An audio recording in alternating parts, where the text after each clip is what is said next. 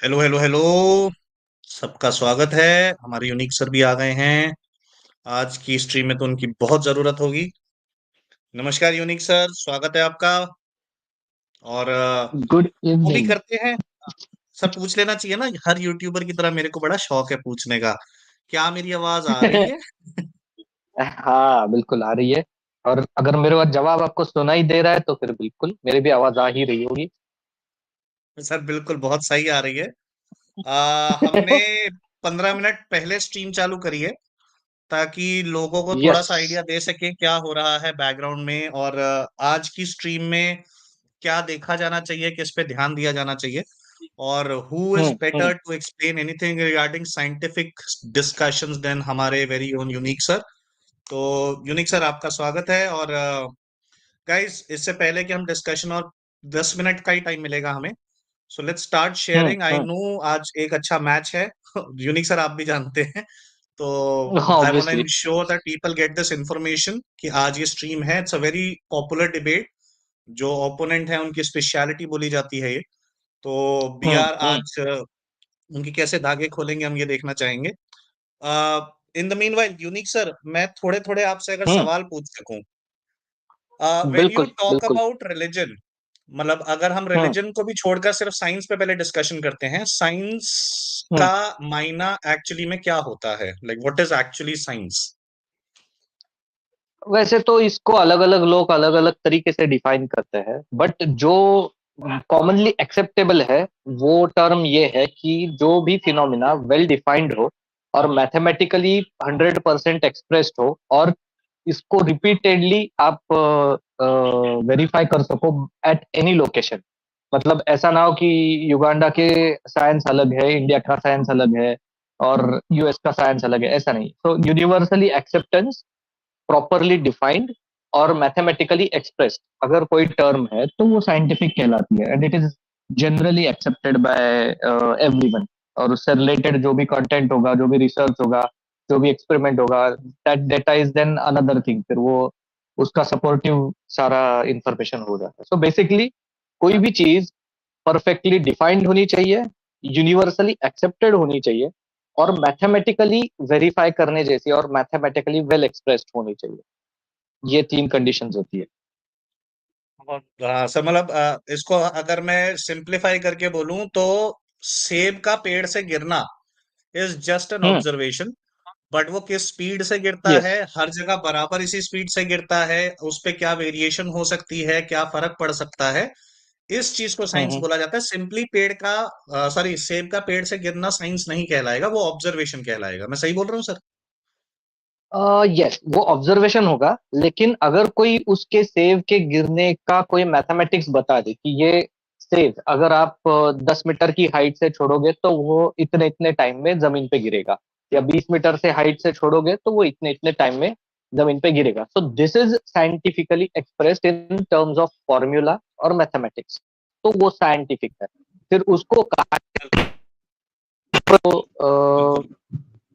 मैं एक sir distinction और पूछना चाह रहा था। जैसे हम अभी साइंस की बात करते हैं, तो अगर दैट्स द किसी चीज में इनकंसिस्टेंसी निकलती है तो क्या उसे एक तो उसे लॉ ऑफ साइंस बोला जा सकता है कि नहीं? दूसरा, फॉर समथिंग, मतलब एक प्रोपोजिशन बोल लिया या एक ऑब्जर्वेशन बोल लेते हैं, एक बात जो लिखी हुई है उसको किस लेवल तक पीयर रिव्यू, जैसे हम कहते हैं, मैं चाह रहा हूँ आप पीयर रिव्यू के बारे में बताएं, उसको किस हद तक टेस्ट करना जरूरी होता है, ओके। क्या क्या स्टेजेस होती हैं कि एक प्रोपोजिशन को एक लॉ या एक साइंस माना जाए? अगर जो देखा जाए ना तो जनरली किसी भी थ्योरी को एस्टेब्लिश होने के लिए बहुत बड़ा एक टाइम स्पैन लगता है। It can be like minimum 5 years, minimum 10 years also, and it can be like like 50 years also. कुछ कुछ केसेस में तो ऐसा है कि 100 साल पहले कोई आइडिया प्रपोज किया था और अभी भी उसका कोई प्रूफ नहीं मिला है, जैसे कि डार्क एनर्जी जो कॉन्सेप्चुअली है, लेकिन कहीं पे भी हमको ऐसे कोई बोल नहीं सकता कि जाके 2 किलो डार्क मैटर लेके आओ और टेबल पे रख दो। अच्छा। इट्स नॉट पॉसिबल, अभी तक हम लोग ये उसको। ये है सो। यूनिक यूनिक भाई की आवाज सिर्फ मुझे कटी हुई सुनाई दे रही है या बाकी लोगों को भी भाई? नहीं सर, बीच में कटी थी, और इसी के साथ आपका भी स्वागत है दीनी भाई, बहुत बहुत वेलकम आपका।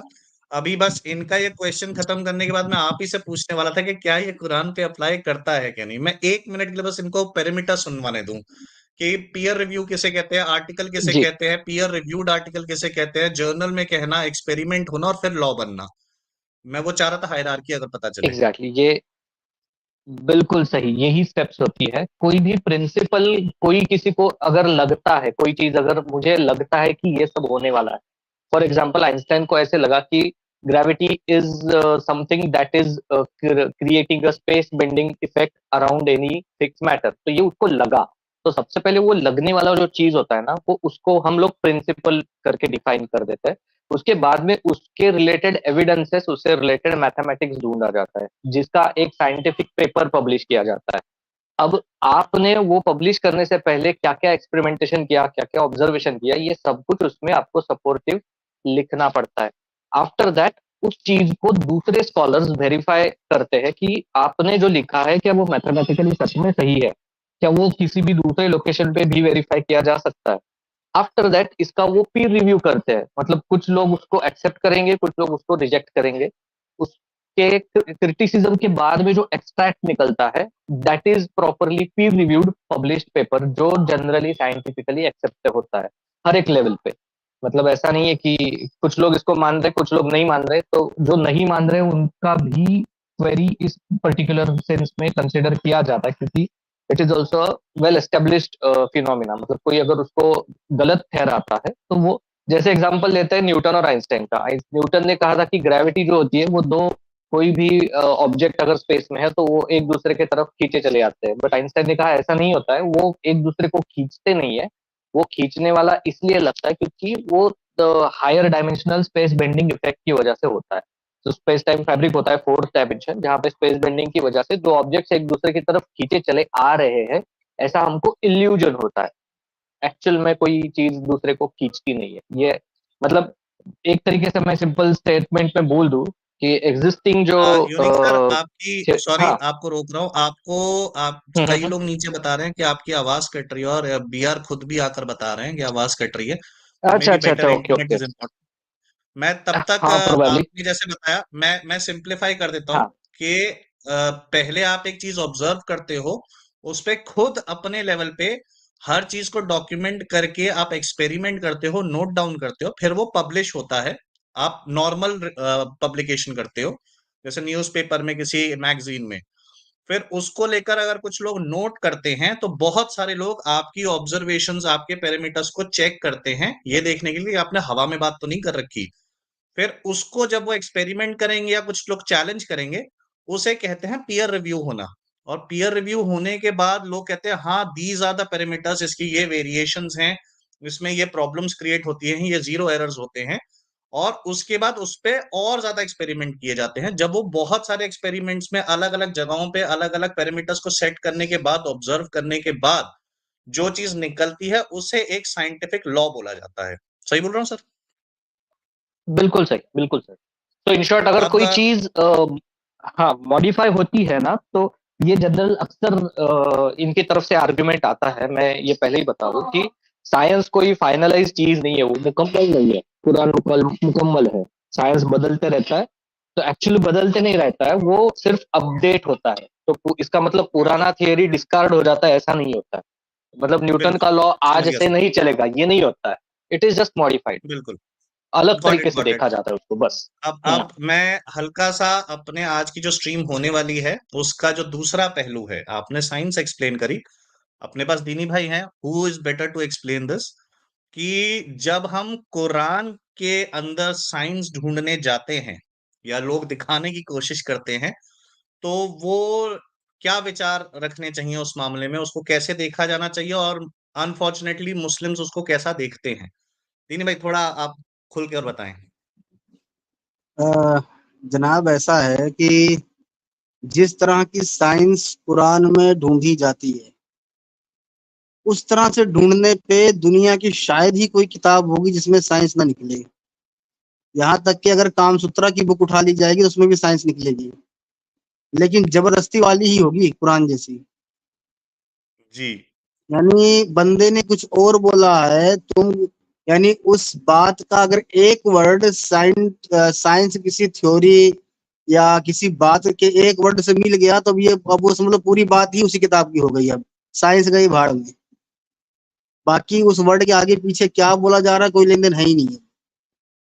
तो इस तरह अगर साइंस ढूंढना है तो मुझे नहीं लगता कि दुनिया में कोई किताब है जिसमें साइंस नहीं है फिर तो, अगर इसी तरह ढूंढना है तो। अरे ये बात बिल्कुल सही कही, मैं तो चंपक में भी साइंस ढूंढ लूंगा फिर तो। चाचा चौधरी की हाँ, किताबें तो आधे से ज्यादा, even Tom and Jerry cartoon में सबसे ज्यादा अच्छी साइंस एक्सप्लेन किया है। मैं तो ये भी बोल रहा हूँ ना कि भाई जो काम सूत्रा की बुक है उसमें भी मिल जाएगी, क्या ये लोग ईमान लाएंगे उस पे? सही बात है, सही बात है। हाँ, सर अच्छा मैं मैं हाँ जी मेरी वो एक मिनट सत्या हीटेड भाई। डिबेट्स आपको सर वो बी आर भाई आपको प्रणाम बोल रहे थे, शायद वहां बैठे इंतजार कर रहे हैं, तो अपनी स्ट्रीम खोलकर जी। बाहर से देख रहे हैं। तो उन्होंने कहा आपको प्रणाम बोल दिया जाए। तो ये सही जी आप बात कुछ है, कह रहे थे मतलब दीदी भाई। जेल में बैठे हुए बंदे पे कोई काम नहीं है तो ये तो दीवारों की ईंटें गिन डाली बंदे ने, हैं? कोई बात नहीं। हाँ, यही यही हाँ, मैं ये वैसे बोल रहा था, मेरी ब्रह्मराक्षस बेस्ट ऑफ गुजारिश लक। है। हाँ, एक मिनट यूनी भाई, मेरी गुजारिश है लोगों हाँ जी, हाँ से जी। कि भाई जो भी लोग सड़े टमाटर लेके आए हैं, बराए मेहरबानी अपना वक्त सोने में खर्च करें, यानी स्लीपिंग में। क्योंकि मुझे पता है अभी आप टमाटर लेके आए हुए सड़ा हुआ है, उसको नहीं मारोगे तो इसको मारोगे, लेकिन मार के ही जाओगे। तो ये हरकतें बंद करो भाई। ठीक है, अच्छा अच्छा। सत्या भाई, ये जो अपने राजा दाहिर थे, ये कासिम से जीत गए थे क्या? हाँ, इतना हिस्टोरिकल सवाल तो सिर्फ सनातन समीक्षा साहब ही बता पाएंगे। मेरे को याद नहीं सर, मेरे ईमानदारी से जवाब हाँ, दूं। मेरे ख्याल से नहीं जीते थे, कि अगर जीते होते तो फिर कासिम इधर आके मार काट मचा के नहीं जा पाता। लेकिन फिर उनकी तो तारीफें ये तो क्यों है, होती हैं? क्योंकि लड़े। लड़े। मैं पिछले ही डिबेट में शुरू में बोल दिया था, मुझे इस चीज से कोई लेना देना नहीं है डिबेट का क्या रिजल्ट आएगा। हालांकि मुझे अभी भी नहीं पता उसका क्या रिजल्ट रहा, लेकिन उस टाइम मैंने शुरू में ही बोल दिया था मेरे लिए यही काफी है कि चलो हिंदुओं की तरफ से कोई इंटरनेशनल डिबेट्स में गया तो सही। यहाँ तो मुझे आज तक मैं इतने लगभग 10-12 सालों से देख रहा हूँ, मुझे एक सिंगल पर्सन नहीं मिला जो इंटरनेशनल डिबेट्स में हिंदुओं की नुमाइंदगी करता हो। लेकिन अपने लोग जी क्या जी ठहरे, बिल्कुल। भैया जी सड़े टमाटर लेके आए, उसको नहीं मारेंगे, उसको अपने बंदे को मारेंगे, लेकिन मारेंगे जरूर। भाई इससे अरे अच्छा आप तुम हाँ, सोओगे तो सेहत भी सही रहेगी। बिल्कुल नहीं दीनी भाई, मैं तो ऐसे लेके चलता हूँ, जब कोई आगे जाता है ना, जब कोई आगे बढ़कर काम करता है तो कुछ को दिक्कत होती है।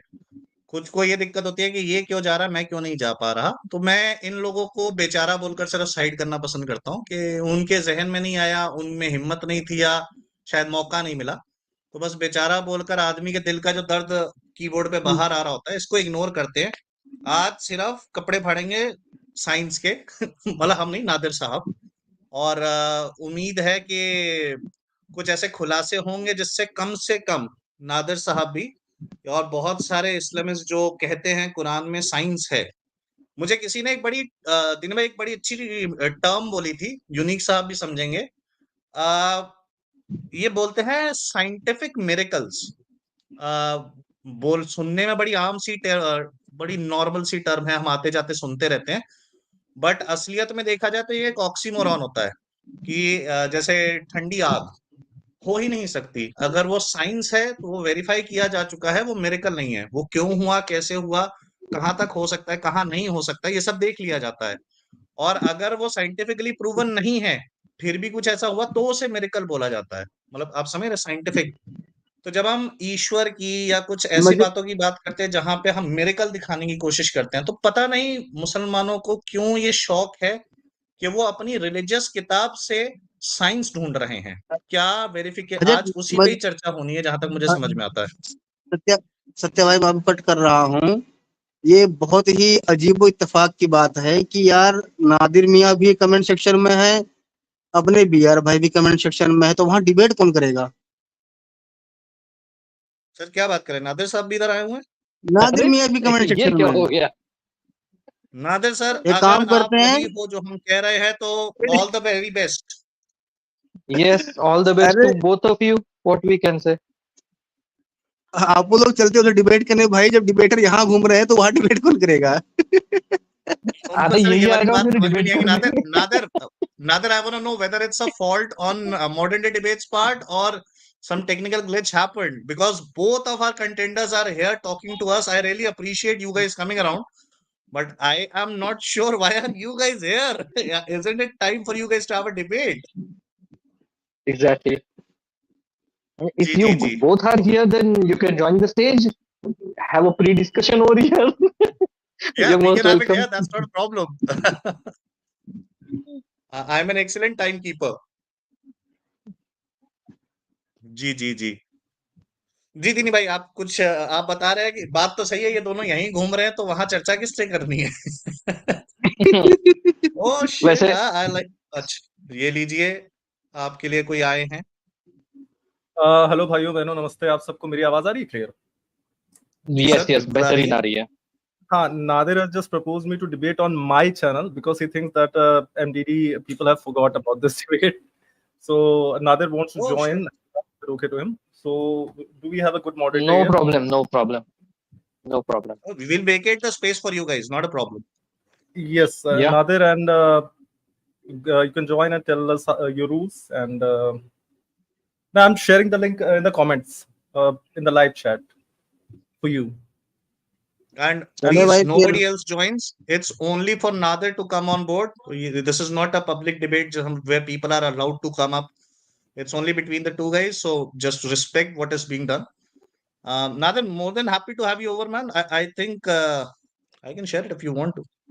Give me a second. And मेरे ख्याल से, हाँ मेरे ख्याल से बी आर भाई और नादिर मियाँ के अलावा यहाँ कोई एक ही बंदा रहे, बाकी सब हटते हैं। और जो भी यस यस मॉडरेटर हम रहेगा निकल भाई लेते हैं। उसकी, हाँ उसकी ईमानदारी का इम्तिहान रहेगा, जो भी मॉडरेटर रहेगा। Nadir, if you want, you मैं can बैठ bring your जाता moderator too, and we'd allow you to share this live stream on your channel as well. हूँ। नहीं, I'll be the decent moderator. मतलब I won't sound like an idiot. I know how to moderate, but if he wants to bring his moderator, more than welcome. We can both sit on it, not a problem. It's a welcoming Yep. fee, man. I'm happy to have you over. Yes, Nadir, okay, you मैं can जाता हूँ नीचे भाई, join लोग this. मिलते हैं break के बाद। Okay. बिल्कुल सर, बिल्कुल। Nadir, थैंक यू, आप आए। बिल्कुल। मैं भी निकलता हूँ सत्या भाई। Best of luck B R, best of luck Nadir. Just I hope this debate gives us very much clarification about the science and the Quran also. Best of luck to both धन्यवाद, of you. धन्यवाद Definitely. भैया. जी जी जी। Thank you, Nadir, unique you sir, can आप use आए। the link to be join the stream. Are welcome on your own stream. Thank you, भैया. What Thank happened? you. मतलब क्या हुआ? Like modern day debates forgot about it, और last time भी यही problem हुई थी। No, I think James is traveling and the guy responsible is not responding right now. So that could be the oh, problem. We don't know actually. That's understandable. Technical glitches are bound to happen, so no blame on anyone. Just ये तो natural life है। Hmm. uh Nadir, if you know that's how to use nice. StreamYard, you can join. Nadir, if you want any assistance, just type in the comments. We'll be able to help out. And I've mailed you the joining link.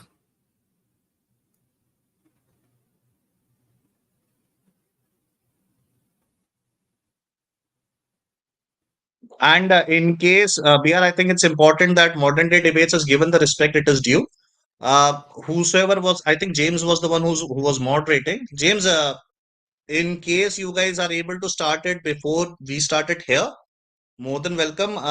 But in case you guys like are able to handle the technicalities afterwards, may I suggest that since the debate is happening here, you guys can stream it on your channel and not disturb the stream if possible. This is with all due respect and courtesy. This is not a taunt to anyone. Don't take it otherwise. Exactly. Modern Day Debates is free to use this stream on their channel.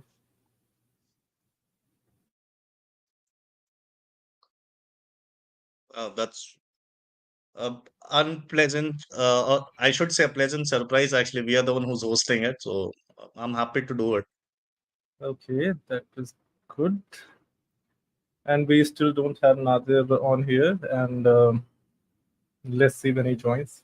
Let's give him 5 minutes. It's a possibility he's not fluent with StreamYard. Like, it's Could be, modern day could be. debates, I think, does it on Zoom. Oh, We have Nadir is here. Nadir here. Hi, Nadir. How are you? Hey, good doing. How are you doing? I'm doing good. Yeah, I don't know what happened with modern day debate. I think maybe they might have forgot. So I don't know. Okay, let me just arrange the icons so that we are facing each other. And you're very sure. welcome. Yes. Well, what's the Yeah, go format on. for? I think we should keep the same format: opening 10 minutes, and then we go back and forth 2 minutes for this debate. What do you think? Fair. Sounds good. Yep. Sorry, Nadir, just to clarify, since I'm not the, I will be the one who's going to be managing the time. Sure. How many circles of 2 minute back and forth are you guys looking for? What was the decided term?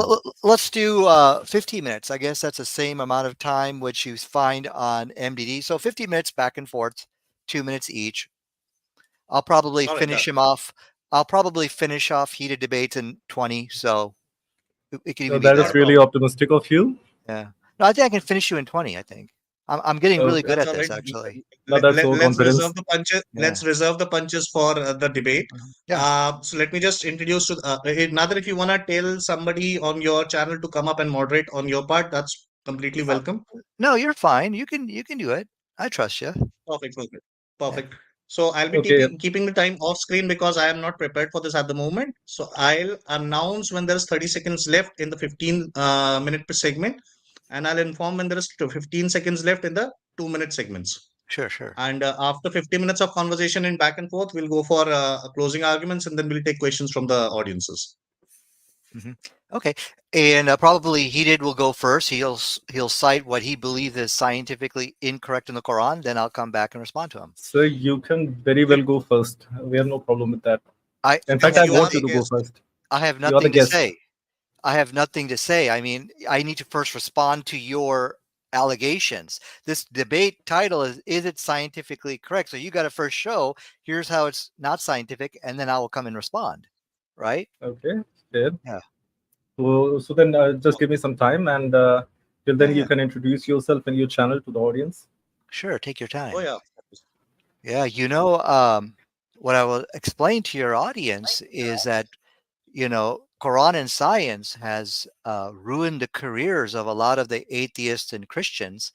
And so now they're actually running away just because they see the debate as unwinnable for them. And so when Heated Debate actually stepped up to the challenge, I was like, wow, that's like a miracle taking place.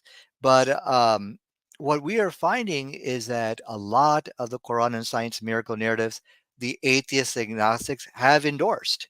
And you can find that on my YouTube channel, where they've actually agreed with not everything, but certain important points of the scientific miracles of the Quran. And so I've been doing this for about 30 years. And I mean it what I said, that I'll finish Heated in 20 minutes of that discussion. Once that we get into that 50-minute discussion, he will be finished in 20. And I mean, that's what my goal is. And that wasn't like tough talk or anything like that, but that's what I'm averaging about. And that's why the people with like the very big channels, they're not going to debate this topic. Okay, that is what you're aiming at. Can I start with my presentation? With Go ahead, please. Go ahead. Just a second. Just a second. Since I'll be unfortunately, I think modern day debates had your channel posted in the comments. We don't have it, so may I request you as a neutral person to announce your channel so that people who might be interested are able to see your content. Yeah. My channel. I think if you put my name in Google, Nadir Ahmed, my channel comes up. I'm not in Google, in YouTube. My channel comes up first, and so you can definitely watch me over there. Perfect. So it's 9:40. I'll let Brahmrakshas have the stream for 15 minutes for opening arguments. The floor is yours, Bia. Thank you, moderator. And Nadir is very confident about this debate. So let us start to see what he has to say about these things, which I find scientifically wrong. scientifically wrong is an understatement. It's actually scientifically stupid. So I would like to start with Muhammad Sahab. Muhammad Sahab had a habit of commenting and giving advice on things he had no clue about. So let us start with his masterpiece called Quran and what he says in Quran, or in the words of Muslims, what his Allah told him in the Quran. In Quran, Allah tells Muhammad that he broke the moon in two parts. He split the moon in two parts. That's a literal doomsday calling, because after that, Muhammad says that the end of world has come near. So that's one of 101 of politics, that you show an external threat to people and present yourself as a savior so as to get support from people. That is exactly what Muhammad did. And to do so, he used actually scientifically stupid things in his masterpiece, Quran. In Quran, he actually said that the moon was split, which we do not find any evidence of. And because I have done some research on what would happen if a moon lost its mass or moon disappeared, and the scientists say that the life on Earth as we know it would disappear if such an incident was to ever happen. That goes on to prove that this is just scientific stupidity in Quran.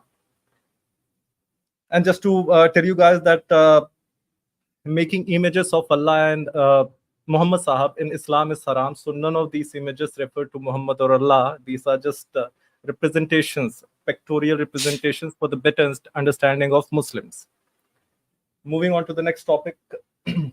Muhammad Sahab also says that in Quran as well as in Hadiths, that sun sets in muddy water. So, in fact, in one of the Hadiths, Muhammad Sahab says that gives that actually fact to a guy who never asked for it. That again reaffirms my point that Muhammad Sahab used to advise and suggest and state facts where it was never asked, and the facts are usually wrong, as stated by Muhammad Sahab. Muhammad Sahab also says that sky is a ceiling which can fall, break off, and be stripped away. That is understandable for a guy of his time, because science wasn't developed back then. But that coming from Allah, who must know about his creation, because he is the creator. If he's spreading false facts about his creation, there are only two possibilities. Either he's not the creator or he is making fool of people. And the second probability is less probable, I'd say, because why would a god want to fool its own people about his creation? The next point hasn't loaded yet, I think. Yes. In Quran, Allah also tells that at a stage in embryonic development, fetus is a clot of blood.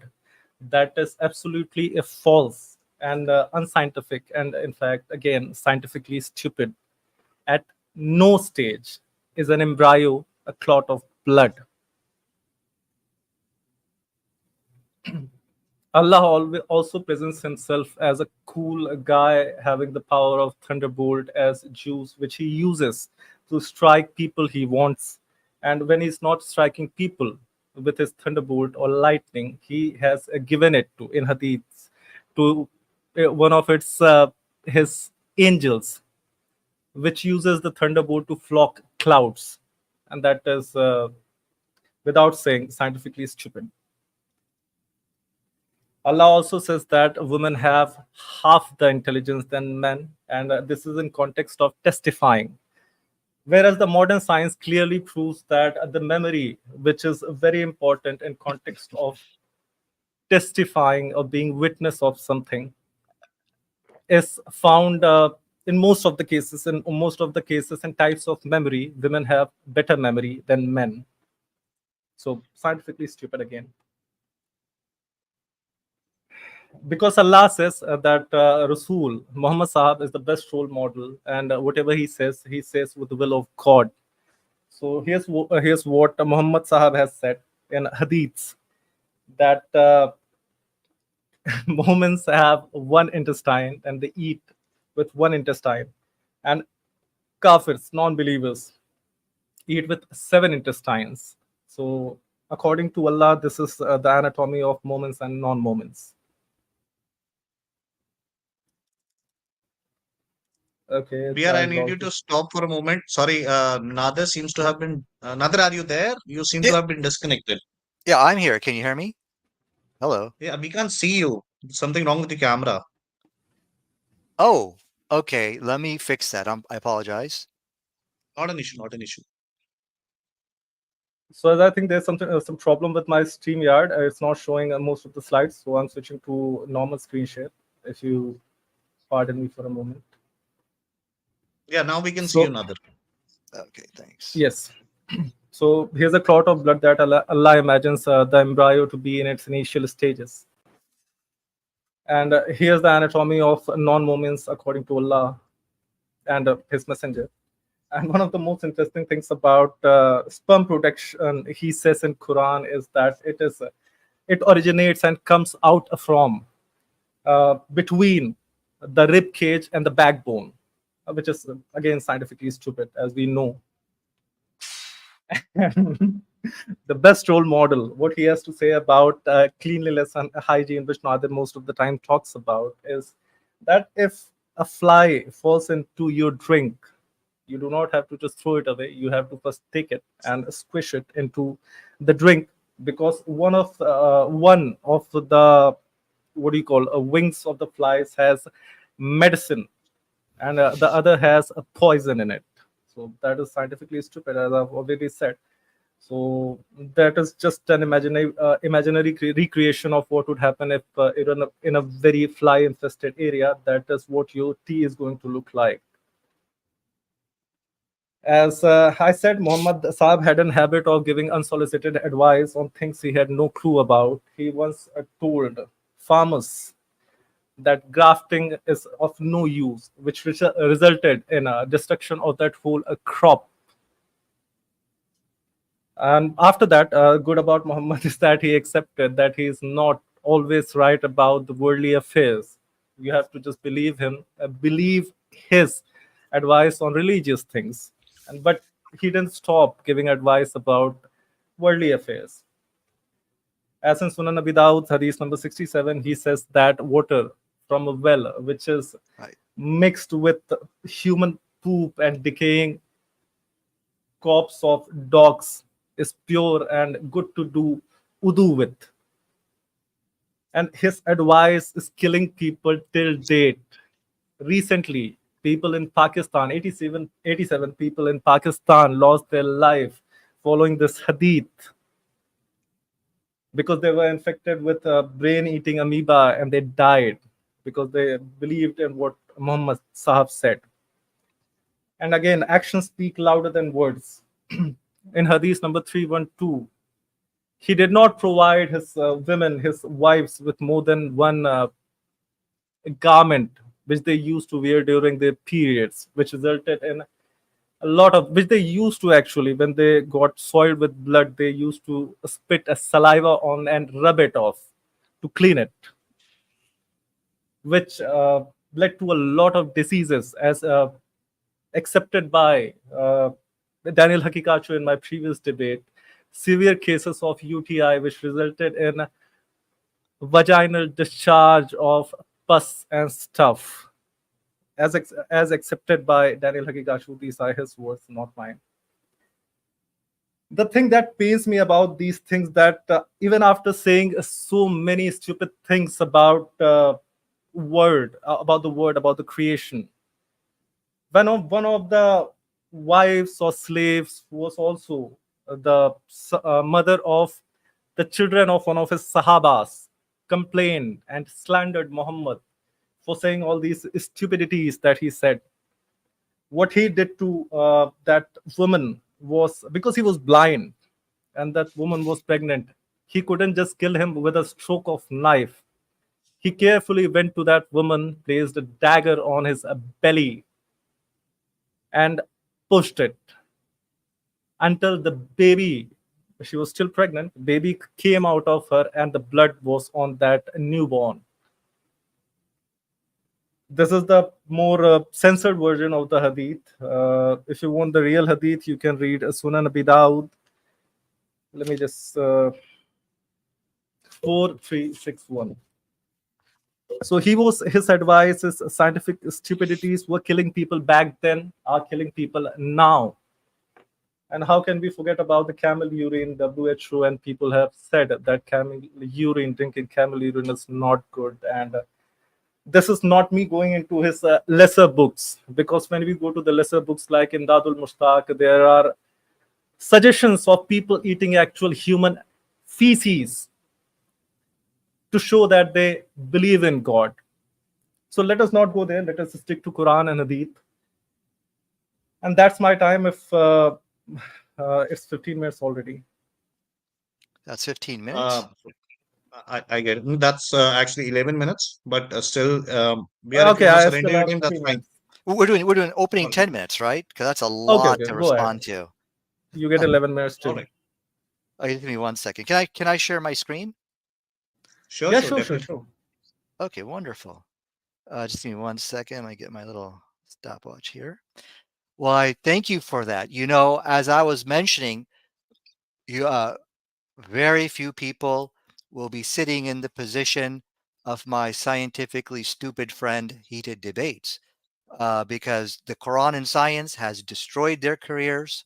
And from the atheist Christian perspective, people who've tried to challenge the Quran, they see this as now an unwinnable debate. So for my scientifically stupid friend, I'm going to teach him a little bit about science, and I will finish him in 20 minutes. That's my goal. I think you're going to see that. So All the best. how am I going to finish heated debate today?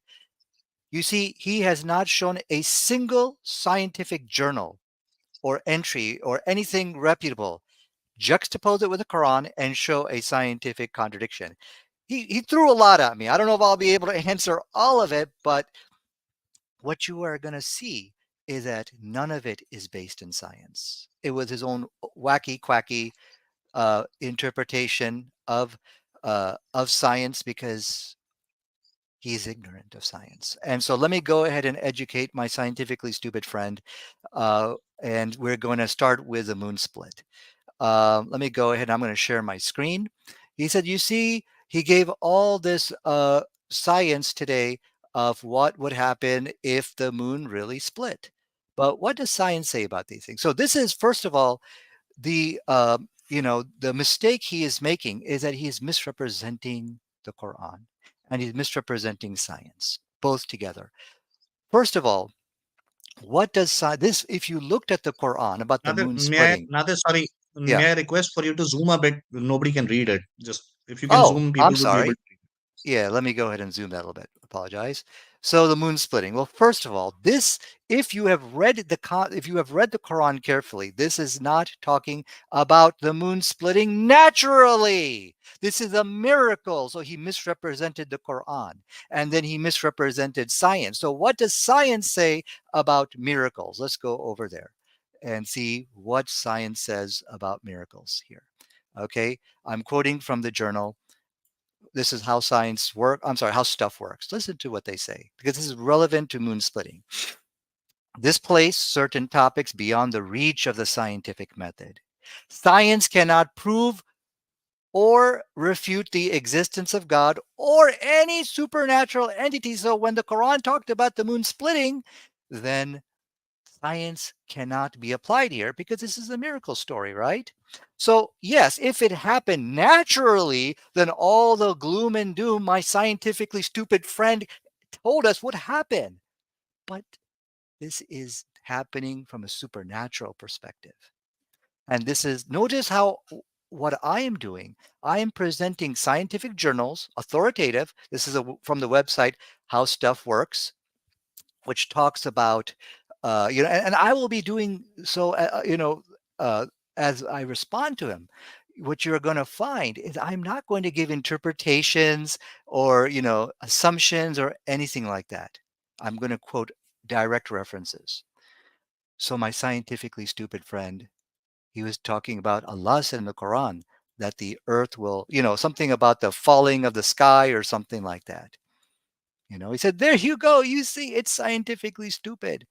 But what do you have to say about live science? And my screen is not coming up. Let me click on the link. Is talking about the exact same thing. This is from scientific journals from the website. Let me click on this link. You can see that.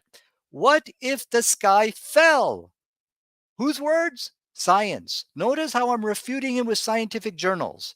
It is science who's talking about these things. Why? Because the atmosphere, if you just Google these things, which I don't think you researched, the weight of the atmosphere is I don't know how many tons. And so the scientists ask, what if the sky fell on us? Word for word question, which is found in the Quran. So let's move on to the next point. He talked about now another problem with my scientifically stupid friend is that a lot of what he presented is actually not found in the Quran. It's found in the Hadith.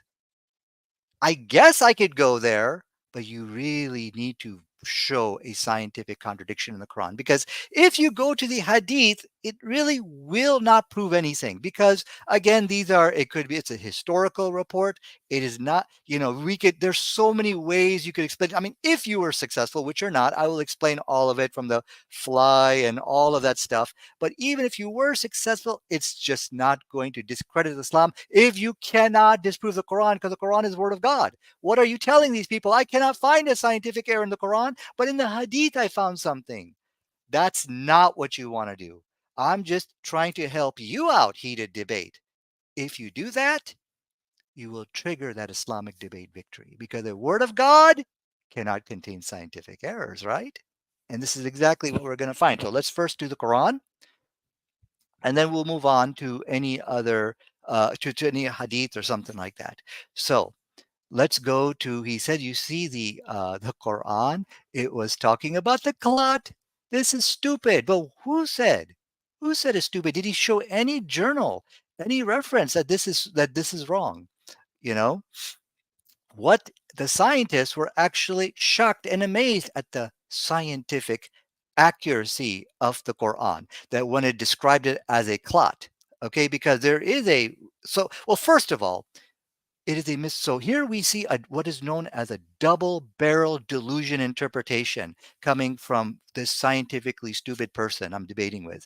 It is a misrepresentation of science, because science does not claim that this is or have a problem with calling the embryo a clot. So it's a misrepresentation of science, and it is a misrepresentation of the Quran, because that word alaka, which he is quoting, it has three meanings. Clot is only one of the meanings. It means leech, it means something which is attached to, and finally it means clot. So any one of the meanings could work here, right? So his argument is destroyed over here. But here, I want all three meanings. Give it all to me. Do you know why? Because all three meanings are scientifically correct. The embryo does in fact resemble a clot. The embryo is something which is attached to, and the embryo does resemble a clot as well. So as you can see on my screen over here, there's a phase in embryonic development where you got blood filled inside this embryo, and then but the blood is not moving. It's just stagnant there, and it does resemble a clot. This has astonished many embryologists like Professor Keith Moore and other than them, who've actually talked about the scientific accuracy. And here's a picture of what a clot would look like. Here's Professor Keith Moore, and others, not just Keith Moore, TVN Prasad and Dr. Marshall Johnson, who have talked about this word alaka, about its astonishing scientific accuracy. And here we go. We have presented the so-called clot error he's claiming to the scientists. Here is the article you see on your screen, in which we have presented that word to them about the clot. Okay, so is there any kind of error with calling the embryo a clot from a scientific perspective? No, this is perfectly fine to say that. In fact, it's scientifically astonishing to call it a clot. Then he also talked about, and I think, let me first very quickly do the Quran. So that's it. I finished him in less than 10 minutes. Everything else he presented is coming from the hadith. Oh, backbone. I'm sorry, backbone and ribs. That's one which is coming from the Quran. So let's address that. And so here's the backbone and the ribs. He says that, it talked about in the Quran that, that the, semen comes from between the backbone and the ribs. But science tells us that the backbone and the ribs can also refer to your rib right here and your tailbone, right? Isn't that also from between the backbone and the ribs? And we now know from modern science today that you've got the prostate, and then you've got this vas deferens, which is sitting on the prostate. The semen goes up right through there, and look at where it's located. It is located right between the backbone and the ribs. So this is actually a very beautiful discussion of where semen is ejaculated right here. So here's the ductus deferens. Right off to the right is a backbone. Right above is a rib. A beautiful description of ejaculation. Now comes for how I told you I'm going to finish him tonight. Look, I've presented many scientific references. 30 seconds. You should produce one scientific journal, juxtapose it with the Quran, and show a contradiction. For example, here I have done, these two. This is from what's the name? Galen said blood is formed in the liver, but science says blood is formed in the marrow, in the bone marrow. I could take a person of the past and take a journal of today's time, show a contradiction between the two. I am challenging you in front of all your audience to do that with the Quran. And when you fail, then we can move on to the Hadith. And then I will school you and teach you about the fly and all the other things you were mentioning as well. Time. So go ahead. Time. Yes, BR, the floor is yours for 2 minutes. Thank you. Thank you, sir, for your explanations. But the thing that you do not seem to understand is that whether the natural stuff happens naturally or by miracle, it would still have its impact on the nature.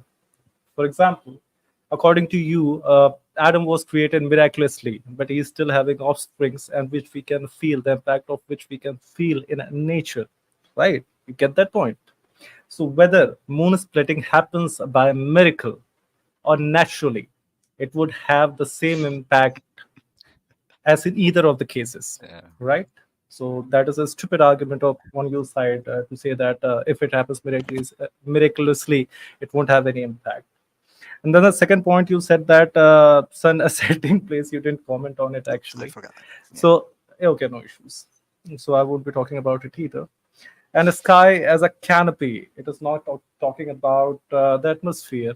And yes, there's a hypothetical article that you told about that it is talking about the atmosphere. But no, it is not talking about the atmosphere, because in the sky that is mentioned in Quran is also being stripped away in 81:11, and a sky which falls into pieces. That can happen. That is not something that can happen with atmosphere falling in pieces. So here, your Allah has successfully debunked you by telling that the sky is some solid piece of ceiling without holes, which he would strip away during the doomsday. And bad order you haven't commented on, because the earth is being created after the space, as your Allah says, and place of semen, as you rightly said. So Allah is a pretty bad communicator, I'd say, because something that is actually located between ribs and backbone is your lungs. And time. So stretching, it would be actually stretching it to say that that means that rib cage is on the upside and the backbone is on the lower side. Yeah, that's time. 2 minutes. Sorry. Yeah. So, the problem is you are bringing up a ton of arguments. Please, let's bring up one argument at a time. I can't respond. So I don't want anybody to be impressed by what heated debate is doing. Choose your point. Choose your point. Hold on, please, let me speak. Yeah, no speaking. No over speaking. Yeah. So what my point here is just one. If I'm not answering like a majority of his objections is not because I can't, it's because he's throwing so many at me. So let me just, he said, look, it's stupid. It's saying canopy. It is saying that the Quran, or I'm sorry, that the Quran actually used the word canopy. Well, what does heated debate have to say? I'm going to share my screen here. Science is saying today that observations of the atmospheric is a canopy layer. Word for word Uh, agreement with the Quran and science. Nadir, again a request. Nadir, Yeah. can you just zoom in? Oh, It's the same problem. Sorry. I'm sorry. Here we go. There's the article. And yeah, if you need a link, just email me and I'll send you all my references. So this is science which is saying it. But he said, you see, no. I'm sure if the moon split, there'd be some natural effect. What reference is he quoting from? What journal? Science has already stated that you don't apply science to this. So you see, it is him who doesn't want to accept what science says. I have already quoted my references. They say don't apply science to this. So God, of course, he's all powerful. He can do miracles in incredible ways without leaving any traces. That is absolutely possible for God. But what we're seeing here is a lot of what he's presenting is his own quacky interpretation. But what I am presenting is fact. Notice what I'm not doing. I'm not reinterpreting the Quran and making it fit with science. I'm literally pimp smacking him with facts, and he has no response. But now he has not answered my challenge. Look, you should be able to show a verse of the Quran, a 30 a journal seconds. from science, and show a contradiction. I can show you an agreement. Why can't you do that? Now, if you can't do it tonight, then just tell people I can't. I'm just giving my understanding of science so we can move on. I told you I'd finish you in 20 minutes. And this is exactly how I plan to do it. So go ahead. Look, I'm showing you journals. Canopy, I showed you what Earth falling or the sky falling. Word for word, I took the Quran verse, I took the journal, showed the agreement. And time. Do the same against the Quran. Yeah. Sure. We are yours. So you said that the atmosphere is mentioned as a canopy in a certain article, but I'm so sorry. I'm so sorry. But that canopy, the kind of canopy that Allah is talking about, can be stripped away. Stripped away like a ceiling or a tent. And that is definitely not atmosphere or sky. And the sky that your Quran talks about has stars. Atmosphere doesn't have stars. See, here you can see for yourself. And let me show you another very beautiful ayah for you that would practically demolish your argument. See, it is 52:44. And they will see deadly piece of sky falling upon them. Still, they would say this is just a pile of clouds. So the canopy that your Lord is talking about can have its pieces falling down and can be stripped away. That is definitely not atmosphere, because atmosphere doesn't fall down in pieces. So what you're doing is in the fallacy terms, it is called a non sequitur argument, if I'm not wrong. And bad example, I forgot the name of the fallacy, but that is what you're doing. And that this Quranic verse shatters your argument, my dear Buddha. Mm-hmm. Well, you 30 definitely, seconds. yeah. Bia, you're done with your argument? Yeah, go ahead. You can go ahead. Can we just Nadir, start a all yours. free-flowing conversation if Nadir, you're okay with it? I'm sorry, what's that? Can we just start with the free-flowing argument No, where you can respond to me? Yeah, 2 minutes Okay, back you and want 2 forth. minutes. Yeah. Okay, go ahead. Okay, so I think heated debate, he's nervous. He's continuing to shotgun us. Now I got to answer stripped away. I've got to answer pieces of the sky falling. Man, this is a lot to answer here. Don't worry, I can answer all of it for you. But I think you should just be honest with your audience here tonight and accept the fact you are not going to meet the challenge tonight, which I have presented to you and to everybody. I'm going to share my desktop here. Okay. And then I'll answer all these things. I've written them down. I'm sorry I'm not giving you quick, fast answers right now, but I will answer everything in due time. Okay. So let's go back to my presentation here. I'm going to share this here. Look, It's a very, very simple challenge for you, which I have presented to you. Okay? I have shown you from this example, the Roman physician Galen, blood formed in the liver. Science, I'm from the website hematology.org. Blood is formed in the bone marrow. Here's my point. I could take a book of the past and I can take a scientific journal and I can literally show the contradiction between the two without any kind of reinterpretation. Let's take a look at another example. Here the Bible says that the mustard seed is the smallest seed of all. It's the smallest of all seeds. Palmora Community College article. Wrong. It's the orchid seed. The list goes on. I am asking you to answer this challenge. Show me a scientific journal and take a verse from the Quran and show the contradiction between the two. You will never be able to do that. That is what my It's easy. challenge to you is.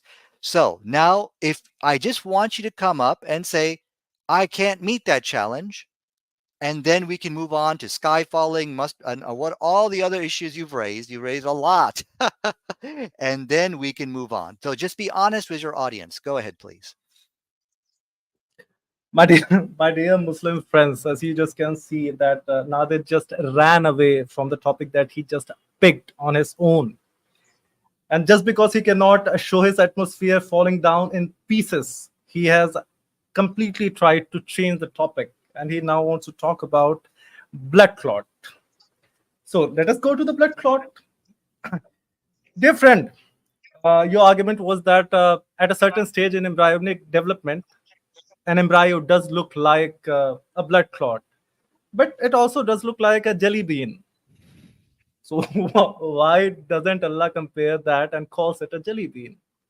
Allah is not saying that it looks like a blood clot. Allah is saying that it is a blood clot, initial stages of embryonic development, and it is never a clot of blood.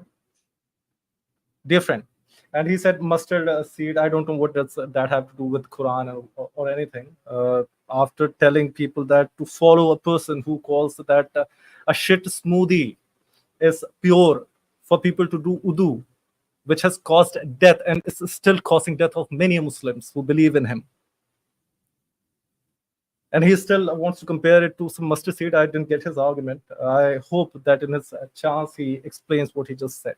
And again, if I've got the time, I would just like to reiterate that Allah is not saying that it looks like blood clot. Allah is saying it is a clinging clot. Yeah. Even at a certain stage, an embryo looks like a jelly bean, but he doesn't say that it is a jelly bean. So looking like is not something that Allah has used in his verses. So go ahead. Okay, so as I started out the debate, I told you I would finish him in 20 minutes, and it's well before the time. Let us show for the record tonight. Heated debate has failed in trying to show, he cannot, in my challenge, which I presented to him, show me a scientific journal, show me a verse in the Quran, and show a contradiction between the two. You can do that with all the books of the past. The reason why I brought up the mustard seed is just that I'm showing it's a beautiful example of showing a contradiction with science, Heated. It's just a very good example. The debate topic is not about the Bible. I do understand that. But the example is beautiful. And that you cannot do with the Quran. So as you can see, heated debate was not able to answer the challenge. So the question I have now, what is different about the Quran? What is different about it where you cannot create that? You cannot take a journal from science and you cannot take a statement of the Quran and show a contradiction between the two. You can show word for word agreement, but you can't show contradiction. As I have shown to you today, the sky falling, the scientists say, what if the sky fell? Because the atmosphere of the sky is so many metric tons, blah, blah, blah. But you can't do that with the Quran. Now, again, I'm not running heated debate. As I've explained to everybody here tonight, you're throwing a lot at me. Okay, so let me deal with sky falling. Let's deal with one scientific issue at a time. and then we can move on to the next. But let's not do 5 scientific claims of errors, and I got to answer all 5 in my 2 minutes. Please, I'm an old man. Give me a break here. So let's do sky fall. I'm sorry, a piece of the sky falling. You see, 10 it is, seconds.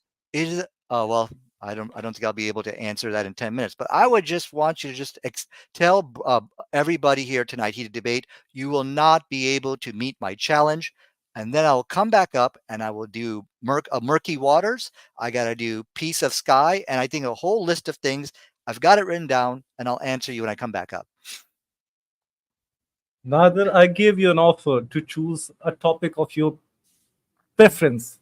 I just gave you that. You ran away from that topic. You ran away from the topic of falling atmosphere first, and then you brought it to clinging cloud and everything. Now you want me to show a scientific article, right? Let me show you something from Byju's. It is a leading platform for education. You can Google about it, and it has given all the stages of embryonic development of an embryo inside a mother's womb, and nowhere does it mention that embryo is a clinging clot at any stage.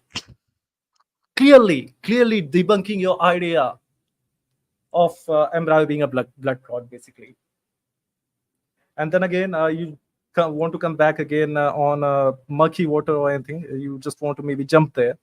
So yes, your Quran and Hadith do say that sun sets in a murky water, warm spring water, and even your Muhammad Sahab was just expecting wrong facts everywhere when he 15 decreased seconds. the general knowledge level of that person, when he imparted that this piece of wrong information to that guy without being asked for it. Mm-hmm. That is what pains me. Go ahead. He's quite desperate today here. Look, the journal he quoted, it said it doesn't, in the specific journal, it doesn't state clot. Do I need to answer this? Really? Do I need to answer? It's, of course, nonsense what he's presenting. If the specific journal, it's not denying it as well. This is the fallacy of heated this is called argument from silence. Okay, it's an argument from silence. If you want to say that from a scientific perspective, if you want to say that the embryo resembles, oh, I don't know, life itself, okay, fine. Nobody cares how you want to, what it means to you personally. Science doesn't care about these things, but he doesn't understand how science works. He himself finds it stupid. But now let me answer him very quickly on this, because you see, you have been refuted by the point that this word alaka you're talking about, it has 3 meanings. Clot is only one of the meanings. The other meaning is leech-like substance, like something which is like a leech. Did you know that? Okay, let me share my desktop. So either meaning will work here with the Quran if it has 3 different meanings. All, like I said, all is okay. Science has no problem with the word clot. And so let's go to here. I'm showing you what the Quran says here. If you look at that word alaka, I know this is very hard to see. Let me go ahead and show you that. It's saying, this is, oh boy, that's really big. Now I'm quoting to you a scientific journal, Anatomy Demystified. Look what he says over here. Another membrane beyond the yolk sac, which provides nourishment for the early embryo. By day 24, the connection stalk appears in the middle of the now worm-like body. What did Allah say about this word? Isn't one of the meanings leech? Look at the word for word astonishing scientific miracle of the Holy Quran. So this argument has backfired upon him. Okay, number one, he never showed where science is against the word leech, but it has backfired on him because one of the meanings of that word 10 seconds. is leech, and this is exactly the way scientists describe the embryo. And if you look at it, it does look like a leech. And let me see if I can And get you a little time. picture of here. Okay, sorry about that. That's time. Yeah. I'm so sorry. Nadir, you're a very sweet guy, and you're a gift that keeps giving. So Nadir, your first argument was that it does look like clot at a certain stage, and again, I just busted your argument saying that it is never said in Quran that it looks like. It says that it is developed into a clot, and now you're saying it looks like leech. Then again, bro, that is even a more of a scientific blunder. If you say that drop of semen develops into leech, let me share your Quran for you, bro. That Nadir, before I destroy you, you're a very amazing guy. See, all your translations develop into a clinging clot, clinging form. Here he say, because clot is generally said in all the translations. Drop a clot. Nowhere it says that it is developed into something resembling a clot or looking like a clot. It is developed into a clot. And if you're saying that it can also mean a leech, my friend, let me just bust your bubble. At no stage in embryonic development is a human fetus a leech. That would be interspecies intermingling or something. If that was to happen, that would be science fiction.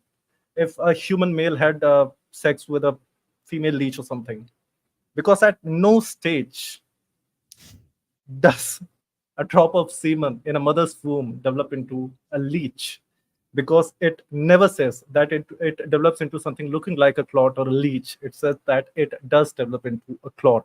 Or in your case, now that you've said, which, by the way, most of your scholars disagree with, a leech. So go ahead. Okay, so the problem here is it's not really science that is contradicting the Quran. It's his own interpretation of what he thinks science should say. So but notice everything I'm presenting is based upon references. So let me show you how science works. Okay, let me share my screen over here.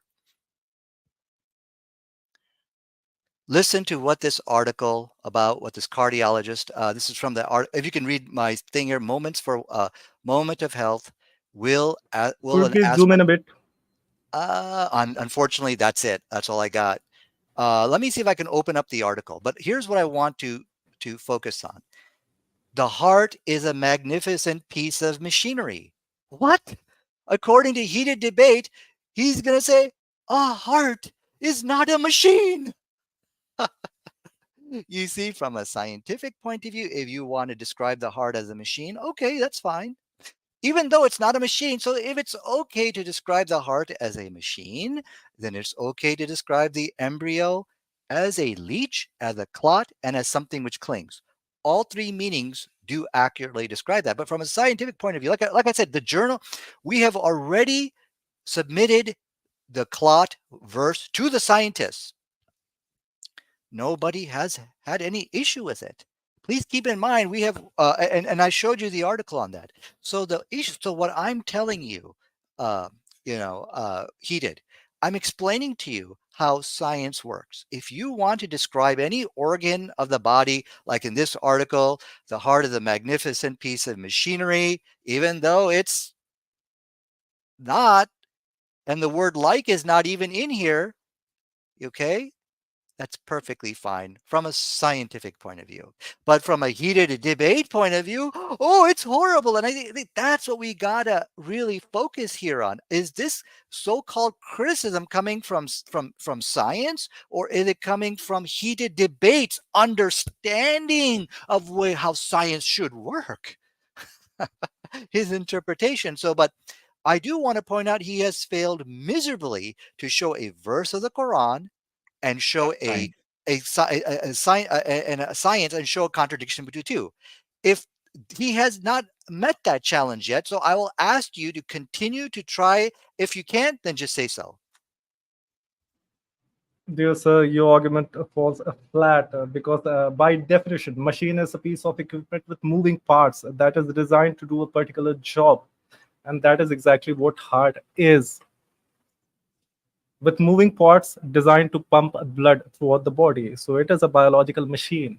So I have no objection with that. You do not have to use the phrase looking like a machine. for that sentence again. So you just messed up there big time.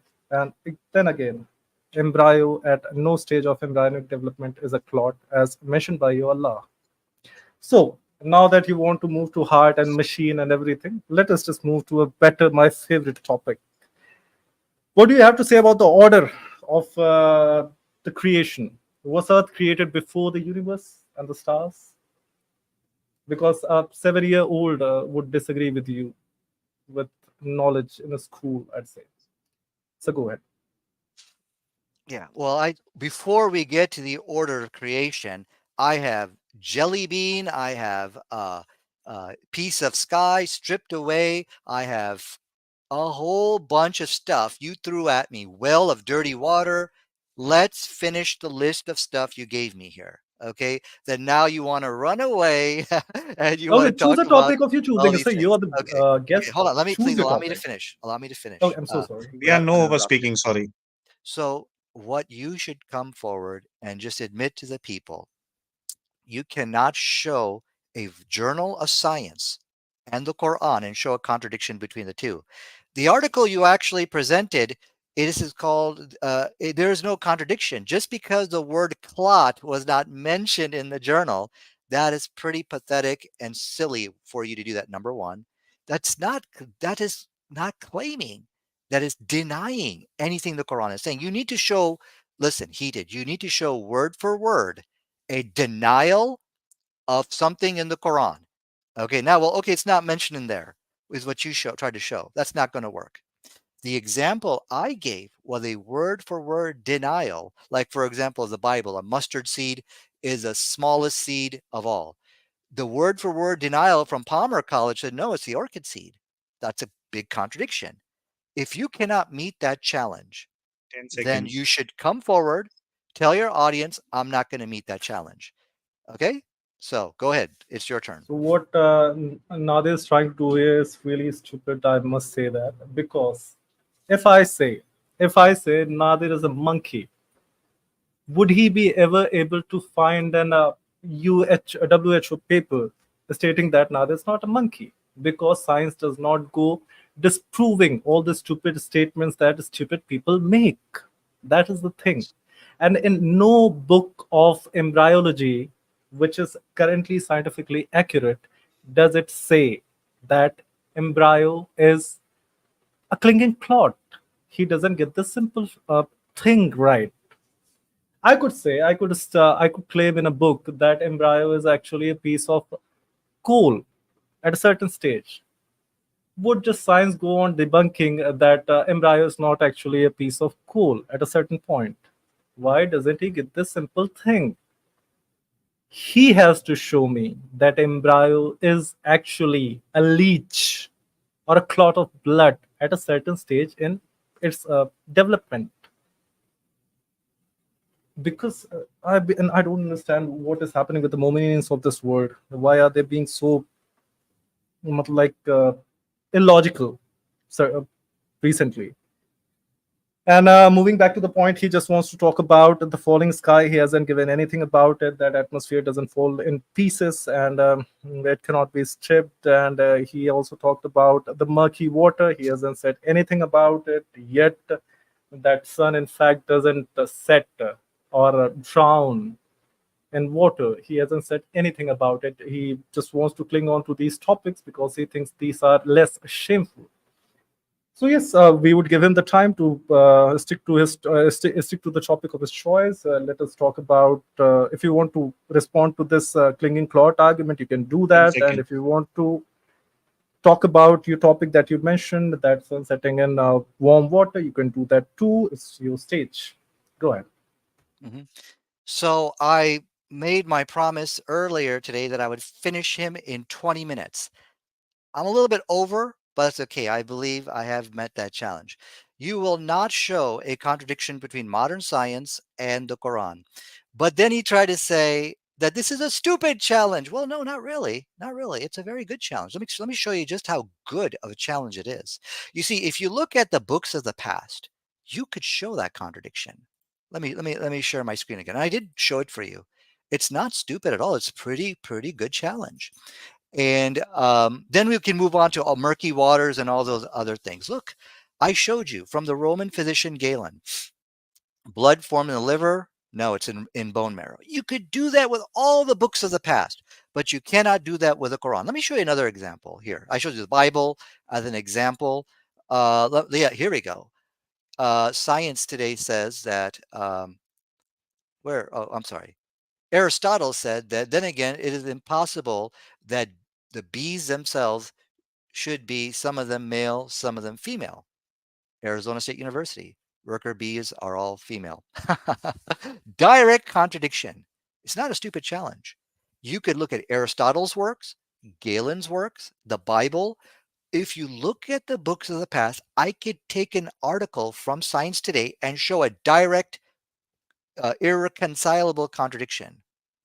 You can't do that with the Quran. Allahu Akbar. So now let's move on to, oh boy, let me get my list here. The thing about the clot, as I showed you, this is his own personal objection. It's not a scientific objection.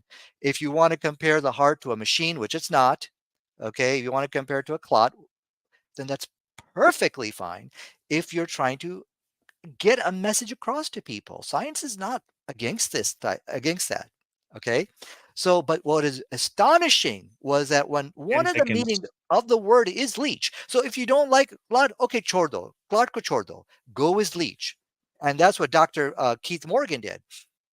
I'm sorry, not Keith Morgan, Dr. Keith. I forgot his last name. He That focused is on the word, yeah.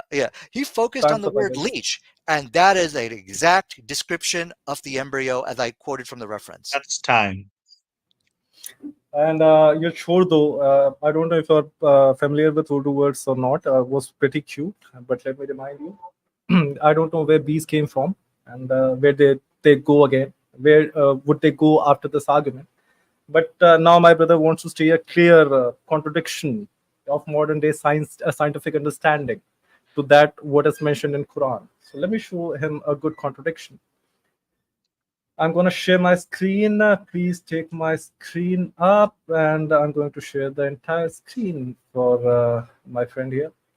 So Quran in Surah Fussilat, ayat number 10, 11, and 12 clearly says that the earth was created before the space BR, that your contains... screen, BR, your screen is not visible. Okay. So Nadir wants to see a clear contradiction from Quran. Let me show him that. In Surah Fussilat, ayat number 10 to 12, it is clearly mentioned that BR, the earth sorry, was created... you're showing something else. I think you're not sharing I the haven't screen. yet. I haven't yet shown. Just wait for a minute.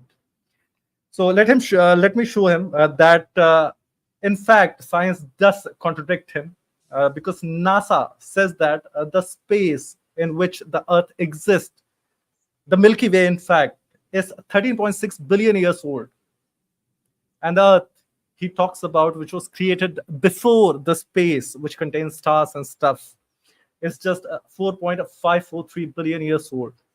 It is in clear contradiction with what is stated in the Quran. And I again don't know what these have to do with it. Can you I show hope the you verse? get this point. You got to show the verse. Surah Fussilat ayat, let me show you. 41. Then, so he placed earth, firm mountains, falana, falana. Then he turned towards the heaven. Then the word thumma is very well mentioned, which means then, indicating the lapse of time, what came after what. Then he turns toward the sky, which was still smoke, after the earth, mountains, and all the fruits and all that has been created in there. And then in 12, he forms, after creating the earth, the heaven into 7 heavens in 2 days, assigning each its mandate, and we adorn the lowest heaven with stars like lamps of beauty and for protection. So it is the same space that he's talking about that contains stars, which was formed after the earth, the mountains, and the trees and everything. So this is really stupid. And now NASA has clearly debunked you, because NASA says that the Milky Way, the space that you're talking about, is at least 13.6 billion years old. And the earth, which according to Quran was created, the mountains and everything that was created before the universe, is 4.53 billion years old. That is from National Geographic, and the Milky Way data is from NASA. So go ahead, your time. Thank you. Is the word bakwas in Hindi by any chance? I don't know. Yeah, we use that after we read Quran and Hadiths. Well, what you're giving me is bakwas. It's nonsense. I mean, I don't know how to respond because I don't know what the heck you're talking about. I mean, you're saying the Earth is 400 and some billion years old. Okay, that's fine, but I didn't see anything in the Quran which contradicted anything of what science is saying there. I mean, you just threw so much nonsense at us. I don't know how to respond. I'm like, what is this guy talking about?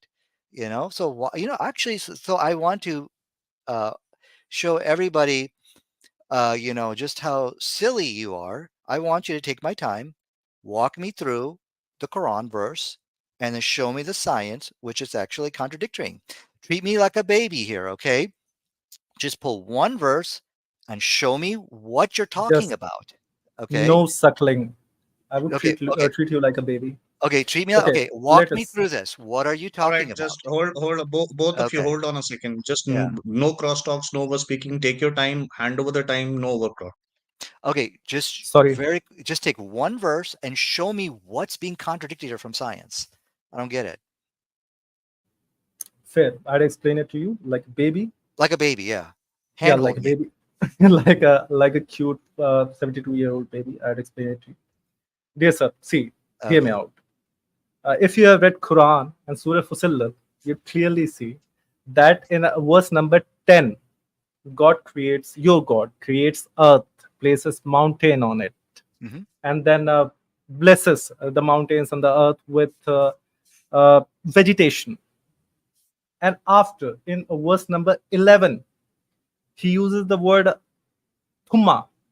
Thumma means then, thereafter. He directs himself towards the heaven, the skies, which, and these skies, the sky he's talking about, the space he's talking about is the same space that contains stars and stuff, which contains Milky Way. And it is happening after Allah has created the earth and the vegetation and stuff. And after that, in Surah 12, thereafter, so he formed the heaven into 7 heavens in 2 days, assigning it to each its mandate, and we adorn the lowest heavens with the stars like lamp for beauty and protection. And he completed the 7 heavens within 2 days and inspired in each its command. And we adorn the nearest heaven with lamps, i.e. stars for beauty. So, dear brother, the scientific problem here is, scientific stupidity here is, the space in which the earth exists, which contains the stars, which contains the Milky Way, is much, much older than the earth. To prove that, let me show you something from NASA. So Milky Way is in the same space that earth exists in. In fact, earth exists in Milky Way.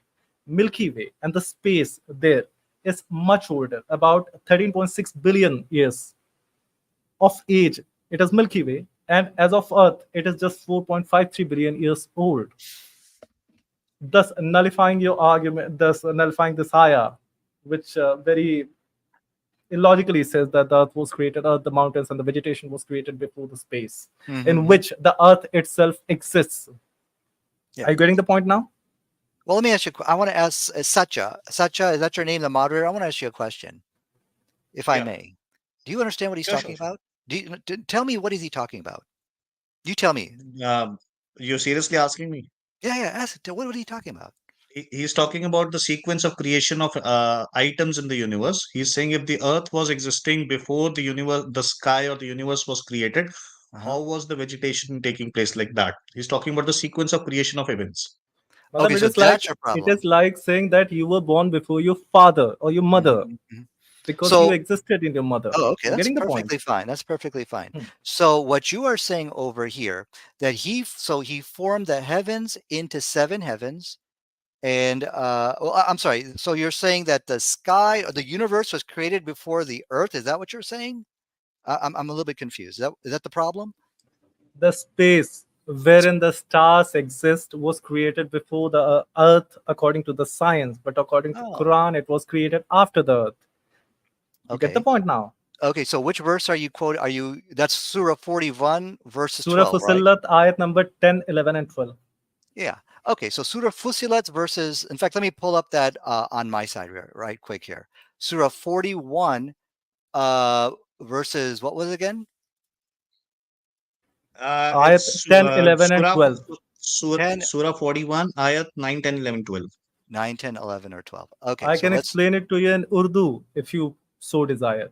no, I think I'm getting it. I think I'm getting it. Okay, so what the verse over here, well, first of all, the whole argument can be destroyed and debunked, because as you can see in the verse over here, that this is talking about Allah creating certain things. This is so in the Quran, when you have, when it talks to you about creation, you've got things which are happening naturally, and then you have things which are happening supernaturally. The creation of our universe and our world, or the universe which we lived in, is something which is supernatural. So what does science say about the supernatural creation of the world we live in, the earth, things like that, as from the scientific reference which I quoted from you?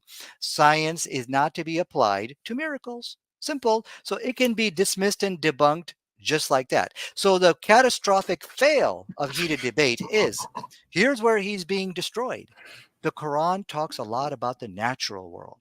It talks about three statements of the of C's, B's, and so many different things. Why is he not challenging the natural science of the Quran? Because the Quran talks a lot about that.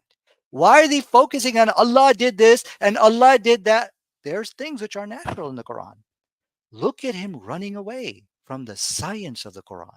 Okay, don't tell me about how Allah did this, because this is perfectly acceptable. If Allah wants to create the earth before the sun, even, well, that's perfectly fine. He can do that. I mean, I'm just throwing out an example.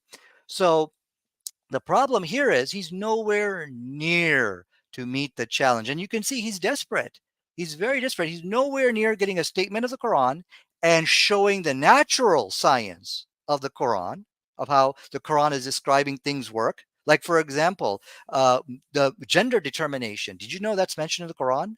I cannot say, oh, that's a miracle. No, that's something which the Quran does talk about these things. So here we see that there is a catastrophic retreat from the science of the Quran. And so all of what you're showing us is nonsense. And I will repeat my challenge. If you cannot meet the challenge, then just say, I can't do it. Let's move on to murky waters and the list of other stuff which you have. All right? Go ahead. Okay. So is it my time now? Yep. Okay, so let me just understand your argument clearly. So what you just said is that you cannot judge it on scientific parameters because it was a miracle, right? Is that what you're saying? Oh, yeah. From a scientific perspective, Okay. they won't even touch Okay. it. Okay. So science clearly proves that that miracle never happened because space was clearly created before the Earth. Because Earth needs space to be created, dear friend. That is not how logic works. That is not how common sense works, right? Because the space where stars are, you need that space for the Earth to exist. A space cannot exist. A space cannot be created after the Earth has been created, because the Earth is in a space. That is not just miracle. That is scientifically and even commonsensically stupid, my dear friend. And you want to talk about now about you want to jump from this topic as well, and you want to talk about bees and whatever, like bees and Bible and Quran, whatever he said. The topic that caught my mind is murky water, right? Yeah, let's do So that. go ahead. What's your argument on sun setting Sure. in murky water? Go ahead. Well, yeah, so you've actually misrepresented the Quran. The Quran doesn't say talk anything about space. Okay? What the Quran uses a word called sama. What is a sama? Which was often translated as heavens, which you have falsely interpreted as space. Sama is just some realm out there. Okay, some realm, some area which exists. And nowhere did the Quran say that that there was the earth and then space was created. That's not what the Quran says either. So you've misrepresented the Quran. But anyways, I think it is safe to say to everybody here tonight, you have given so many opportunities to show a contradiction between a scientific journal and the Quran, you are not able to do so. And that's something which I want everybody to ask, to basically ask themselves, what is it about the Quran that you cannot show any scientific contradiction with any journals? So let me very quickly address the whole thing about murky waters. You said, you see, the Quran says that the sun goes into a pool of murky waters or something like that. If this is what the Quran says, then the Quran is wrong, right? If that's what the Quran actually stated.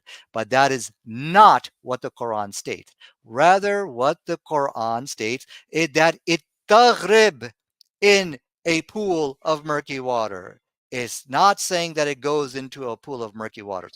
Now, if you don't know Arabic or you don't understand it, that's not my fault. But look at how Jalalain explained what the word taghrib means. And this is hundreds of years before science was, people even knew these things. This is from an ancient commentary. Here's how he said what the meaning of the word is. It is described as seen from the perspective of the eye.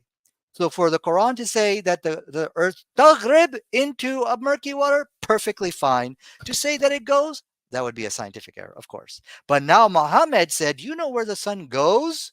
Uh-oh. Did he say into a pool of murky waters? Very interesting here. So now Muhammad is clarifying for everybody here, for the people who are scientifically stupid also, what's the difference between taghrib and where the sun goes? So in the following hadith, he says it goes prostrates under the throne of God. That's where it goes. And then it asks to be rise up again. But what's very important here, he didn't say it goes into a pool of murky waters. Okay? It can taghrib that way, meaning it can appear that way. So where is the scientific contradiction again over here? I don't see anything. But anyways, I think that's my 2 minutes. I'll let you try to respond to that. Yeah, I was just Thank letting you. it go on because you were in a flow. Just Yeah. a reminder, we are entering the last 10 minutes of the conversation. We have already gone through 3 minutes regarding that. 7 minutes remaining for to and fro My session. favorite subjects is still topics still haven't come up. Okay, so Can we just to answer extend? this, Can we okay, extend it? yeah, we Yeah, can, because I didn't get a chance to answer all your points. Yeah. no issues. So first of all, his argument was that I'm misrepresenting Quran by saying that there's a time explanation there. Yes, there is, my dear friend, because in ayah number 11 there's a word thumma, which means then, which indicates that after the earth was created, the space was created. So you debunked there. And the sama thing, the sama point that you came up with is a very good point that generally Indian apologetics use. But to counter you on that, the sama that they are talking about is the same sama where stars are. So stars, it is talking about the same sama where the space where stars are, and which is definitely not created after that. Again, and coming back to the murky point, and he said that so what? Rasulullah also said that the sun goes and prostrates under Allah, under the throne of Allah. I'm so sorry. So one stupid thing cannot be countered by saying that, see, here's another stupid thing. So what stupid thing do you believe on? No, my dear brother. Uh, Hadith Muhammad Sahib clearly states that the sun does actually set in warm water. And again, where's the throne of Allah? It is on water. So the sun actually is diving into water, going under the throne of Allah, prostrating before Allah, and then rising again. This is unbelievably stupid, my dear friend. I'm so sorry to say 10 that. seconds. Saying that to a good person like you really breaks my heart. But the book you follow is so stupid. Go ahead, my dear friend. You can take my time. Oh, wonderful. So, first of all, let me start with your misrepresentation of the Quran.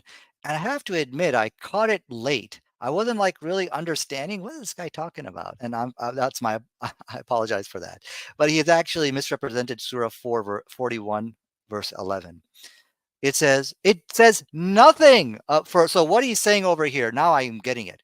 Verse 10 talks about the earth, and then it talks about verse 41. that now the heavens are created, which he's interpreting as all of space and time, which is another quackological interpretation, but that's okay, because verse 41, verse 11 states nothing about when the heaven was created. And for that matter, verse 10, the verse he quoted, that doesn't tell us any time, it doesn't give us a time of when the earth was created. It's just talking about these things. So he has actually misrepresented the Quran. Sir, I You see, presented and your that screen. is, and so can you see my screen? Can you see my screen, guys? Yes, sir. Yes, we can see. Okay, wonderful, wonderful. So as you can see, everything is just a misrepresentation of the Quran. Verse 11 states it. All it says here. Then he turned towards the heaven when it was still like smoke, saying to it and to the earth, submit willingly or Nadir, unwillingly. sorry. Nadir, Yeah. Nadir, sorry. The ayat visible on the screen is number 12, Oh, I'm in case sorry. you're reading 11. There you go. There you go. So when these things were created, the Quran doesn't say. I hope you can all see that. So he has misrepresented the Quran, and he also was so stupid he didn't understand the difference between taghrib and yadhabufi or tadhabufi, meaning one means what it would appear and when it physically enters, because he doesn't understand the Quran. He doesn't understand. Look, I'm sort of okay with Arabic, you could have at least learned this so that you could participate and speak intelligently in these type of debates. But yeah, nowhere in the Quran does it say that the sun physically enters a pool of murky water. Okay, it doesn't say that. If so, I challenge you here. Show it to me. Okay, it said it's taghrib, and as Jalalain said, that this is as appearing from the perspective of the eye, and that was a commentary written hundreds, 600 years ago, when people really didn't know a whole lot about science. So I will ask you, and I will challenge you to here, right in front of everybody here, to see who is stupid here tonight. I'm challenging you any hadith, any verse of the Quran where it says that the sun physically goes into a pool of murky waters. Okay? If you can't meet that challenge, then just say so. I can't. Probably because, and you don't really need to know Arabic. You could just read the English. And whenever it doesn't say physically going, it always uses the word set. You could do that. So please answer my challenge, and then we'll move on to the other points. Go ahead, please. Where does For it say it sure, physically enters?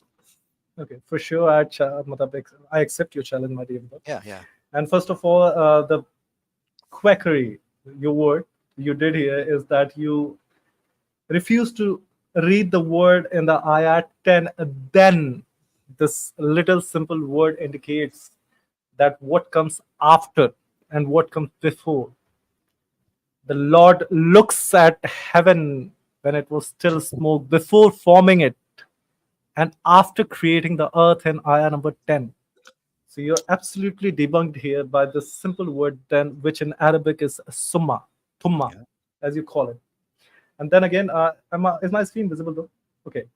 And let me just ask you. So you think that the Quran actually says that the sun appears to be setting in warm water. It is not actually setting in warm water.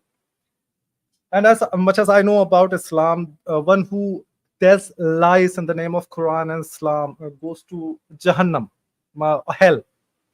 So if there's a Muslim who says that a sun actually does set in water, murky water, would you be able to call him a Jahannami with me, please? Let us do a free-flowing conversation for a minute. Yeah. The problem is heated. I think where the problem is you don't understand the language of the Quran. And as I have pointed out to you, that word set is taghrib. Every time you see set, it's taghrib. So nowhere does it say it physically goes into a pool of murky waters. And Muhammad himself already clarified that. He said, you know where the sun physically goes? And that's when it said it goes under the throne of God. So yeah, my challenge to you is, where does it say that the sun physically goes into a pool of murky water? Okay, Chicha, that is a very well point. And you said that you don't need to know Arabic to just debunk your On this point, I don't think little so, yeah. argument. Let me just give you the scholarly translation of what I was saying. But first of all, can you tell me that whoever tells lies in the name of Islam is a Jahannami, right? And whoever says that sun does actually set in warm water. It's a Jahannami. Do we agree on that? If anybody says that. You no, the sun, when you look, you're reading, see the problem heated, you are reading an English translation. Wherever you see that word set, okay, which you're quoting from, the word, it's being, they're translating the word tagreb. And the word tagreb means as appear to the eye. That's just the way it looks. Okay. So let So us just say yeah, that go ahead. whoever said that sun actually does set in murky water is Jahannami. Can you say that? Can you say that? No, because you're misunderstanding. Look at Okay. not No. my misunderstanding. So what I'm trying to say is that whoever said that, right? Okay. Forget it. You're That wasting may be everybody's my time. misunderstanding. Yeah, you have a Could you please misunderstanding. You're just say wasting that? everybody's time. Where does it say the sun physically goes into murky waters? Where does it say that explicitly? Okay, dear viewers, as you can see that this guy is not accepting that whoever said that sun actually sets in murky water is Jahannami, because he too knows that his Rasul said that. Let me Yeah, show it's you the fine. hadith, guys. And that is why he's not willing to say it. Because Show if the Rasul Show the hasn't said hadith. it, Show the hadith. okay, Rasul hasn't. Okay, I'm so sorry. This is the wrong hadith. I'm so sorry. Let me just bring out a good hadith for you. It's Sunan Abi Dawud for 002 actually. Just a moment. Sunan Abi. Just to keep it in mind, BR and Nadeed, this is the last conversation for like 2 minutes. After that, we'll go for closing arguments. So Okay. even if this is a wrong translation, which is in fact done by us scholars, if Muhammad hadn't said it, he should have no problem in claiming that yes, that guy is Jahannami. Whosoever He says did. that He the did. sun does. So Can I just a interrupt moment. you Let for me one complete. second? That Let me the complete. hadiths are, yeah, okay. Let me just complete. I'm so sorry. The fact that he's not accepting that whosoever said, because according to him this is the wrong translation and Rasulullah never said it, the fact that he's having problem in accepting that whoever said false, that sun does actually set in murky water, is a Jahannami, explains to you, dear Mu'mineen, that he too knows that his Rasul said exactly the same, which is on your screen, guys. Sir, all your time. Okay, can I take the screen reel? I'm going to present, in fact, let me present the same hadith you're quoting, and I'll show you that the word for set there is tagrib. All right? Do you see that? Now, I'm going to give this to you, so you can, because I think where the problem is, heated debate, you don't have a good understanding of Arabic. So where your big mistake is, listen to what you're seeing. Look, it says over here, I was sitting behind the messenger of Allah who was riding a donkey while the sun was setting. He asked, do you know where the sun sets? I replied, oh, Allah's messenger, and then knows best. He said, it sets in a spring of warm water, Hamia. That's perfectly fine, because look at what I'm underlining for you. That's the word taghrib. He's using the word taghrib here. What does taghrib mean according to Jalalain? That which appears to the naked eye. It just appears that way. Okay? So I will give this to you so that you can do the research, because it looks like you haven't done any research on this. And now I'll also show you the following hadith over here. Oh, here's a reference I'll show you where Jalalain talks about the meaning of that word is described as seen from the perspective of the eye. And now I will also show you this hadith right over here. Now Muhammad said, do you know where the sun goes? Uh-oh. Now he's talking about where it physically goes. And I underlined it for you here. Tadhab. That means it's physically going. This word tadhab is even used today in modern Arabic. They'll say that. Ain't it tadhab? Where are you going? Okay. So what's important here is now in this hadith, he's explaining where the sun physically goes. And what's important here, he doesn't say it goes into a pool of murky water. It said it prostrates under the throne of God, which, by the way, is scientifically acceptable. But he would say, oh, this is all stupid. No. You not understanding the difference between tadhab and taghrib is stupid here. Okay? Is You this should time not up? call the Quran stupid when you yourself are ignorant of it. All right. So as you can see, he has not been able to meet my challenge today, showing where the Quran said it physically goes in a pool of murky waters. The Quran, the Hadith, it doesn't say that. These are his own wacky, quacky interpretations. As for that word thumma doesn't mean create. You are misrepresenting Surah 41, and you're also misrepresenting this verse here. All of this is a fake argument. Fake stands for false assumption of the ignorant, credulous people. These are all fake arguments which you are presenting. And if the moderator is okay with it, I would like to take all your Mr. arguments. Moderator, is this time up or Yeah. are you Well, sleeping? hold on a second. He's probably Yes, sleeping. I was just letting him finish. Yeah. But my appeal to you is just like how we can have a free flowing discussion. Let's take each and every one of these verses of the Quran one by one, and I will show you you are actually ignorant of what the Quran teaches, and it doesn't state what you're saying. Okay, so if we could take a little bit of time, if that's okay, if you're up for that challenge, and I will show you you're misrepresenting the book. Go ahead. BR is up to you. Mr. Moderator, please, I request you to take good care of the time, right? All right, So, my apologies. no issues. So, my dear friend said that, first of all, none of his scholars have translated that word as appears to be setting. Because then this conversation that Muhammad Sahab is having with his Sahaba would be so illogical that you cannot even comprehend it.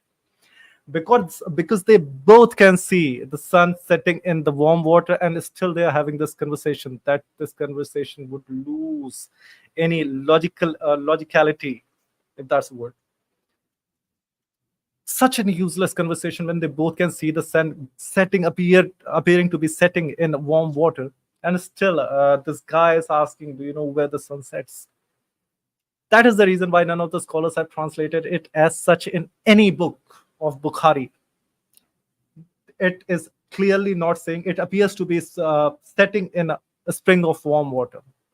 And then again, he says that, as previously I have mentioned, that one stupidity cannot counter the another stupidity, because sun at no time goes under the throne of Allah. And if it does, my dear friend, you must know the Quran, that the throne of Allah is also on the water.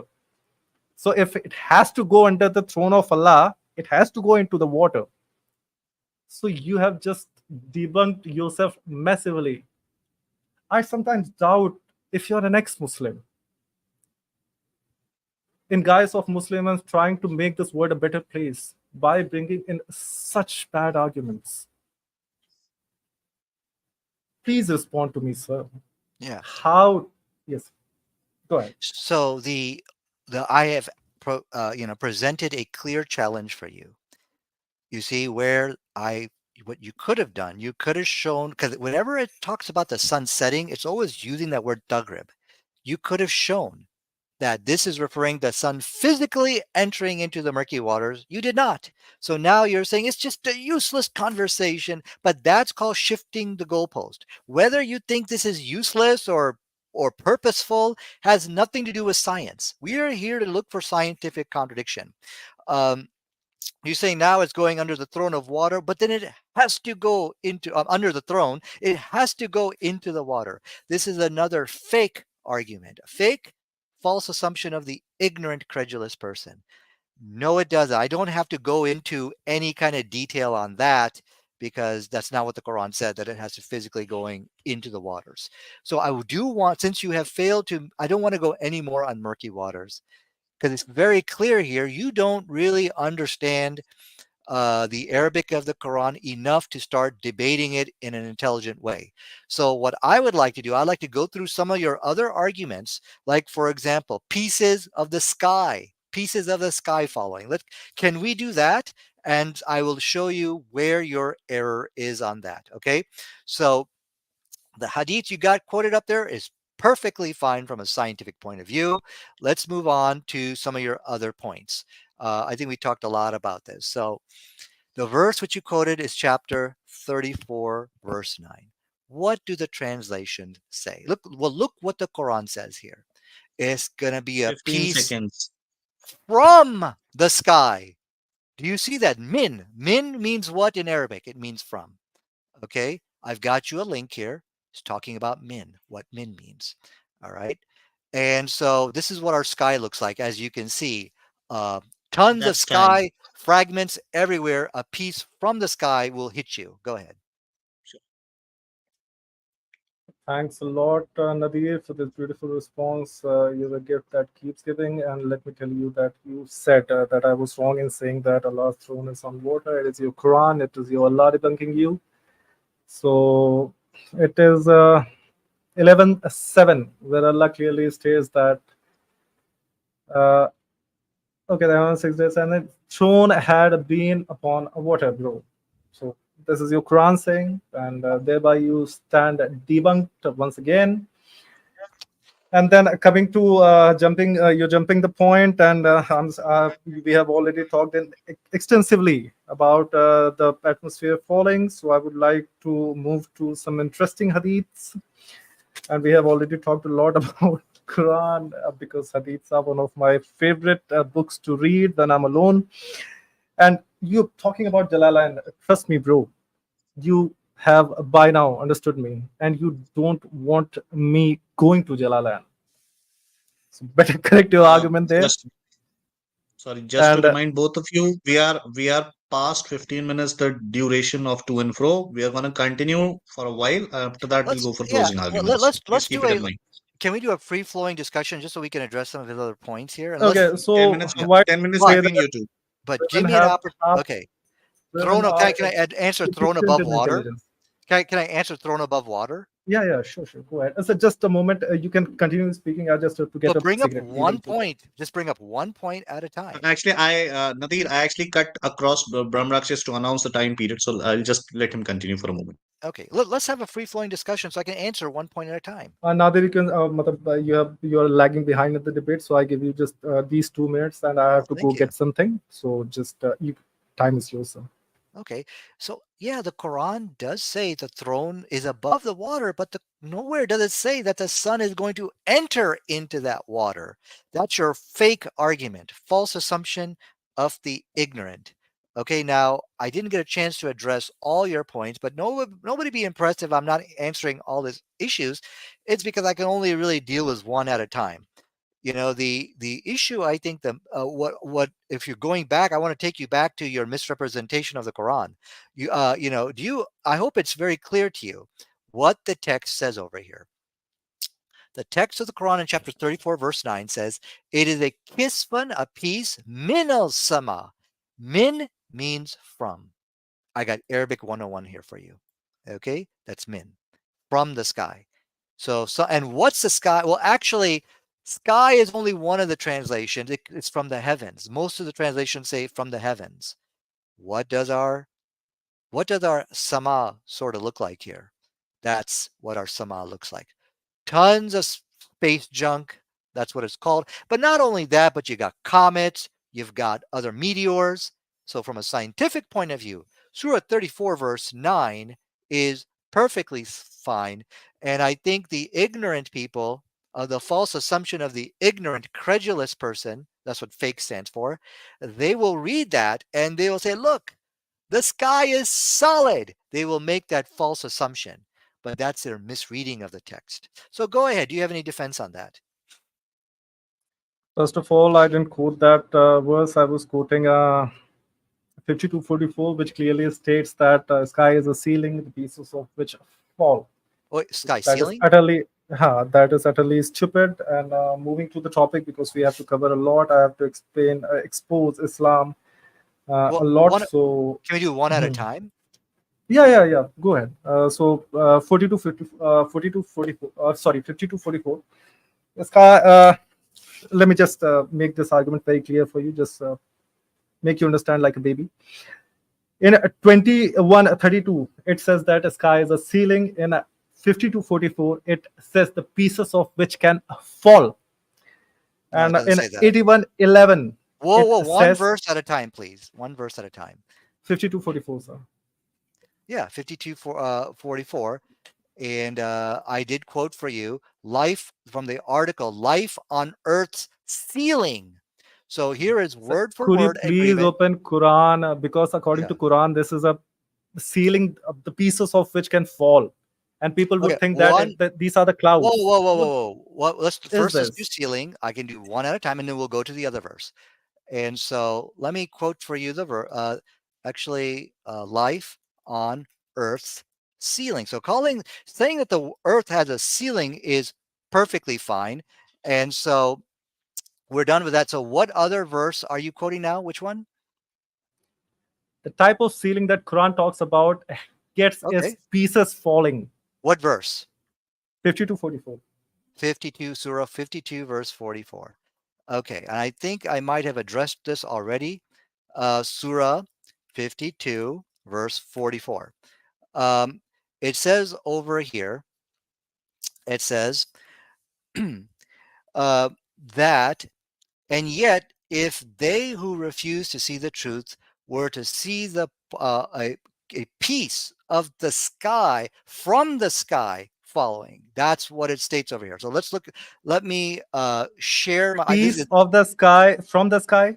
Okay, no, that's not what. Are you lying straight to the audience? Let's see who's a liar. You want to do that? You want to see who's a liar? Let's put it let's put it across the screen so everybody can see. Let's see who's a liar. Okay, here we go. This is the verse you quoted. This is exactly what I was telling you. It's an identical verse which I quoted from you. Look what it says. That this is inna yaro. This is talking about seeing. Sorry about that. Kisfan, the piece, min, from the sky. Do you see that? Oops, sorry about that. This is the verse you quoted. What does min mean in Arabic? Min means from, right? Yeah, let me show you what your scholars understand. Whoa. Let me show you. Wait a second. Don't run away. Bagomat. Don't run away. I'm not running. I'm not running. I'm trying to show what your scholars say about about the same ayah. Please. You need to address my argument. When you I am addressing your argument, and I'm saying that you're lying. No, hold on a second. Chill out. What I'm telling you, first of all, we need to understand what the Quran is saying here. Do you understand? And you need to say yes or no. And if you can't understand the Arabic, I've got a tutorial for you on it. Nadir Chicha, can I please show you what your scholars say? No, please, can I just show it? No, I'm telling you no, because I'm first telling you what does the Quran state. Do you understand that this verse, which you were calling me a liar, you are saying, no, it's not saying that. The verse here is saying a piece from the sky. Can you see that? Look what it says here. If you go Control F, from the sky, from the sky, from the sky, from the sky, from the sky, but fragment, a part of sky, bro. That's not what it says. Okay, see, so what's happening here? You are spinning the text to make it mean what you want.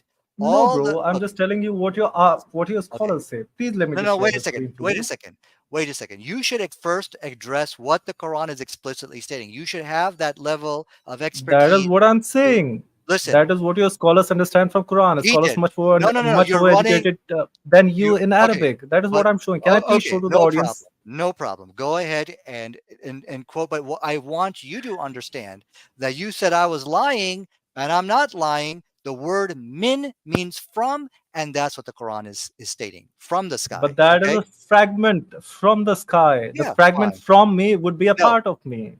Kisban means peace. Go back and look at the different translations which I showed you. Exactly. A piece of sky is falling. Let me just explain it to the audience. From the sky. Yeah, piece from the sky. The sky that is ceiling. The piece from that is falling. Now, a fragment from roof falling is part of that roof. Okay. So you've got another mistake. You've got two mistakes. The first one, that's a mistake again. Okay, go ahead. First one in your misunderstanding was the word from versus of. That was your first mistake. The second mistake is the word sama is used there, which can be translated as sky, can be translated as heavens. That's why when you go back to the link which I sent you, which I showed you, there's 64 translations. Some of them are translating as heavens, some of them are translating as sky. Let me get you that link. So now the sky is what for you? Well, so the word sama could mean sky, and it could also mean heavens. For you, what is it? Well, it's open. So it has two meanings. It could mean sky, and it could mean this realm. In this ayah, what does it mean? In this meaning, I would say so. I would go with heavens. It could mean because the link which I sent you, which I actually showed you, it some interpreters interpret as heavens, sky. So it's open for interpretation. Is basically what that issue is. Let me see So if I you can have get you the link. you basically accepted that in 2132 it's the sky that is the ceiling that the Quran is talking about, and suddenly, now that the the fragments are falling from that ceiling, are Yeah. still part of that ceiling. Whoa, wait a So second. sky, your atmosphere, your canopy around the world is falling in fragments, my dear brother. No. This is Let's wait a second. scientifically stupid. No, what you're saying, your understanding of the Quran is probably stupid, but what the Quran is explicitly stating in this verse over here is that if you look at, And yeah, Abdul Halim says, saw piece of heaven falling.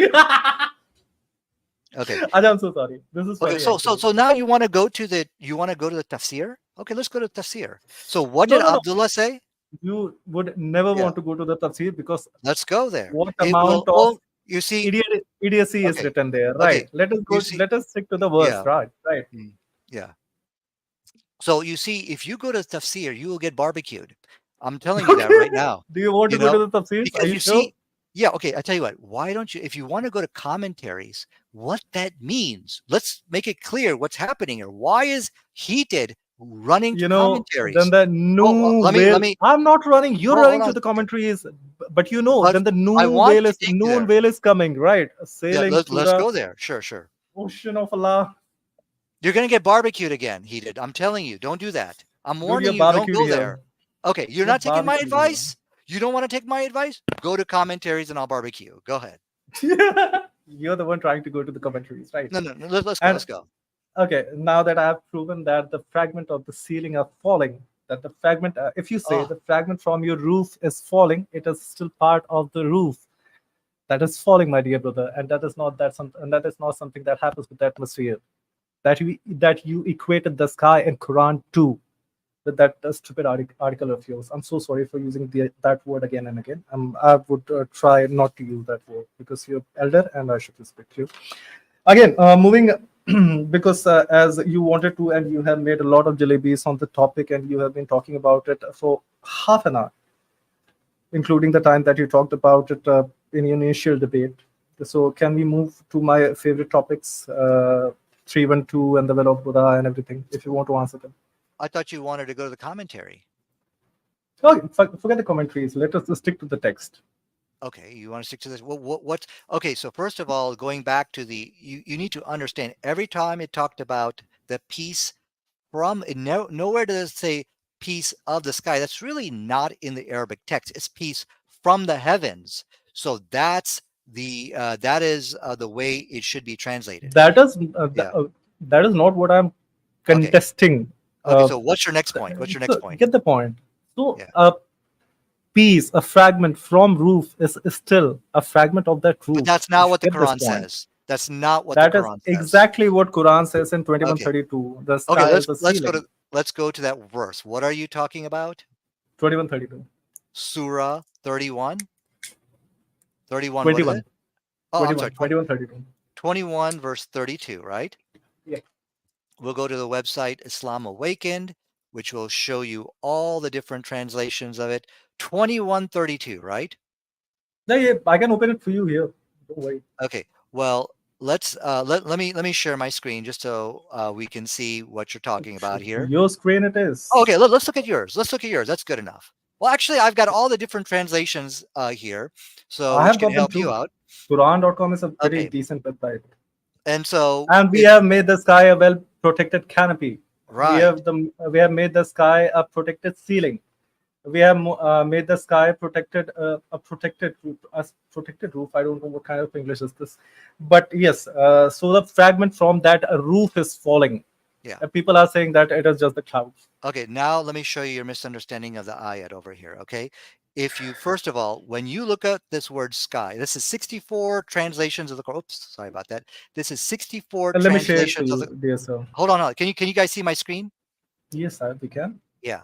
So as you can see, the word is being translated as heavens and sky, both. Why? Because the word has these dual. The word sama has this dual meaning. I'm just hitting enter here.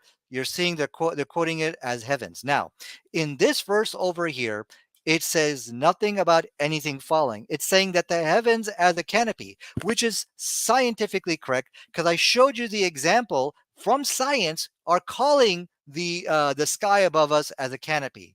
So there's But it is perfect. not the kind of canopy Okay. from which pieces fall off. Okay. Why don't Now, you get the but simple argument here? but you don't get the simple argument that the word sama, which is being translated, it could mean sky or it could mean heavens. That's So where your argument fails because it has both meanings. But neither the but sky nor both are the actually heaven is a okay. canopy from which pieces can fall off. Okay, let's go to that verse. What verse are you Are you talking about? 7th standard guy? Okay, look, where you are having a problem is even if the Quran is saying a piece from the sky, it's okay. Why? Because the sama, which is being translated over there, has no limitation. So how much of the sama is being interpreted as sky? So the So word what sama Sama is a has. canopy, is a So roof you're from arguing. which Let pieces me ask you fall a off. question. Please tell me that. Heated. Do you understand that that word being translated, sama, it doesn't have a limitation? Or do you know of one that I don't know of? Yes or no? Dear sir, dear cute sir.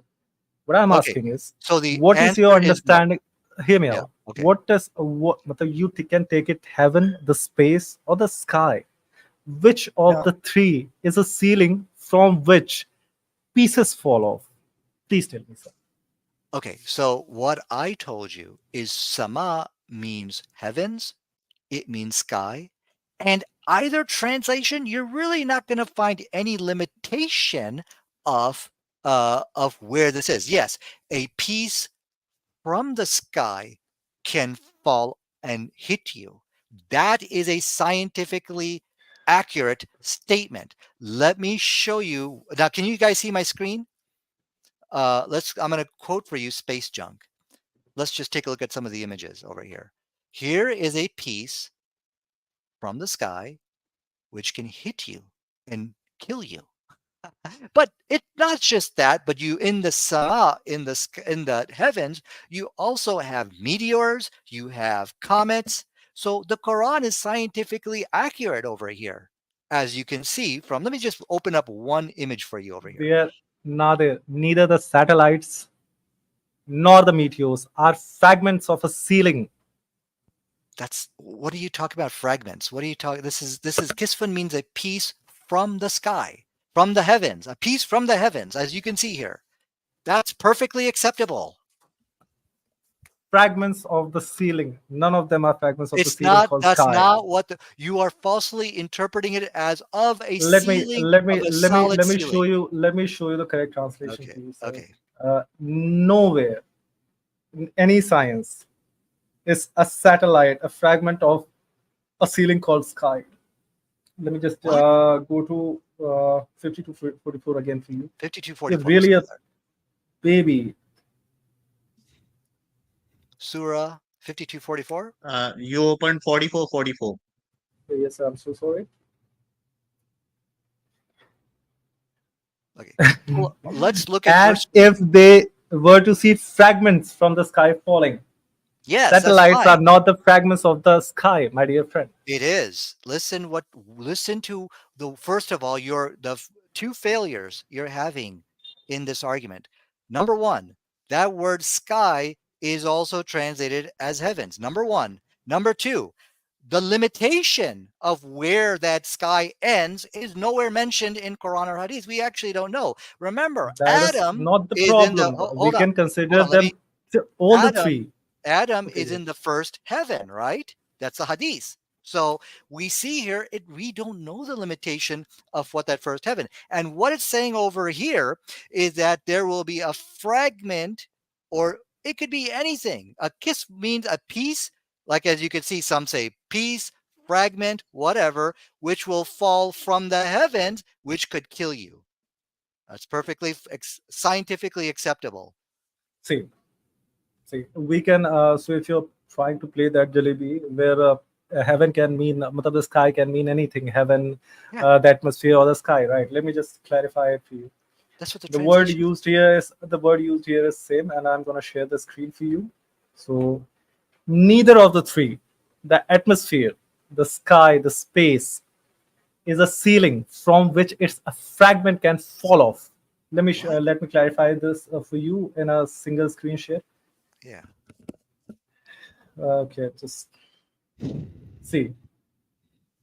You see this 2132, and we Mhm. have made the sky a well protected canopy, Yeah, right? yeah, So sky is a canopy, yeah. and The heavens in 50 to 44, the fragments of that ceiling, the canopy, are falling off, and from. maybe you can take it as heaven, the space, the solar system, the galaxy, or anything. Yeah, None of it is a ceiling from which fragments fall off. yeah. It is. It Simple, is. clear. Okay, that's your. Okay, so what? Let me see if I can understand your understanding here. You are saying that the sky is a cat, or well, what it. First of all, you need to understand that the word which is being quoted here is it could mean heaven, or it could mean sky. But either interpretation, we don't know the limits of what those things are because Adam is in the first sama. Okay, so where that is, we don't know. So if you want to say that there is a fragment, a piece from that sky that can come down, that's acceptable. And we know that for a fact. We've got a lot of junk up there in the sama, in that sky. So there is no scientific issue here other than your wrong understanding. What you are thinking that there's a solid sky and it's going to break off and it will fall down upon us. But that's not mentioned in the Quran. You are interpreting that into the Quran. You see? It is actually a solid sky with no holes, and it is clearly Okay, mentioned. where does So it you where okay, have good, good. so Where okay, does the we'll go. Quran say it's solid? Hold, Where does it say hold, this? You hold a win if minute. it can Hold a show minute. it say solid. Show me Hold a where it minute. says Hold a the minute. sky is Hold solid. a minute. Hold a minute. Yeah. You have your understanding of those ayahs, your interpretations, and I have shown the public what the general consensus of your I am scholarly consensus is about the sky. So I'm let us giving move fact. to a different topic. Yeah. Okay, let's move on. I'm giving I you quoted fact, I not quoted your interpretation. scholars, Nadir. I quoted Okay, all your keep scholars. going. What's the next one? What's the next one? So could you please tell me how is the scientific to be putting shit smoothie in your mouth and nose? Well, that's not what the Quran says. I think you're going, and that's not what the Hadith says. But if you cannot find a scientific error with the Quran, which then you should admit I can't find a problem with the book, and therefore I have to go to the Hadith. And if that's No, what's no, happening here, that is not the is case. I've already found the he error in. did? Just a Is this it? That was your best that you could do with the Quran? Is that what you're telling everybody here?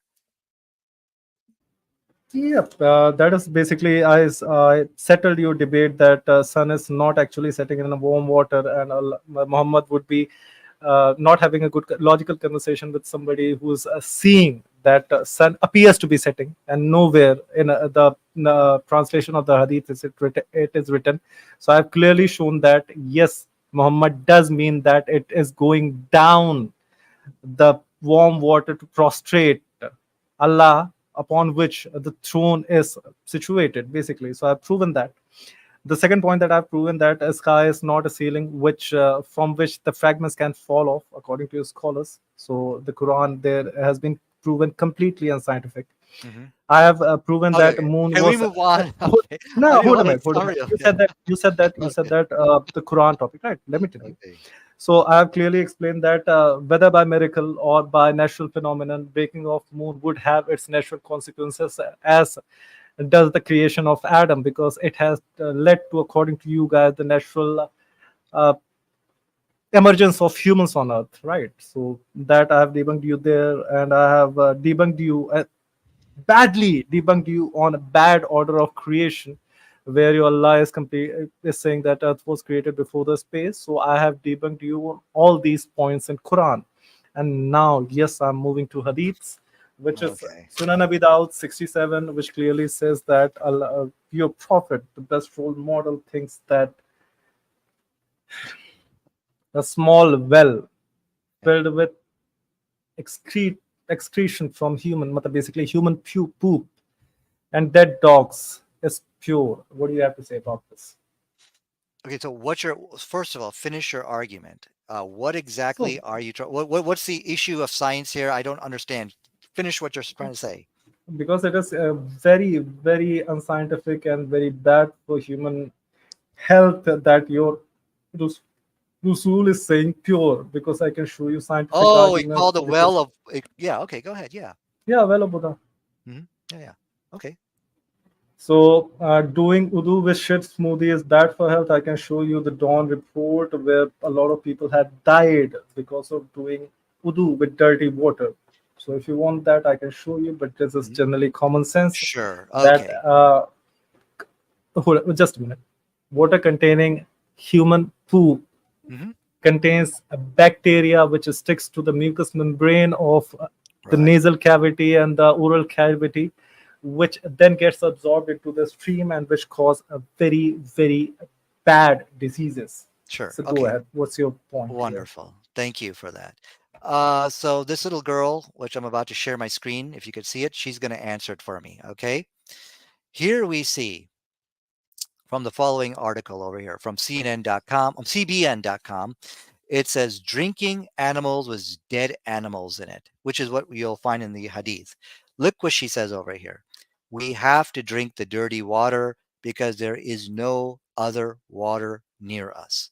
So, the issue which you are trying to bring up here, if you see people drinking from dirty water, as you can see from this little girl here, it's not by choice, but that truly is the situation. There is no other type of water available.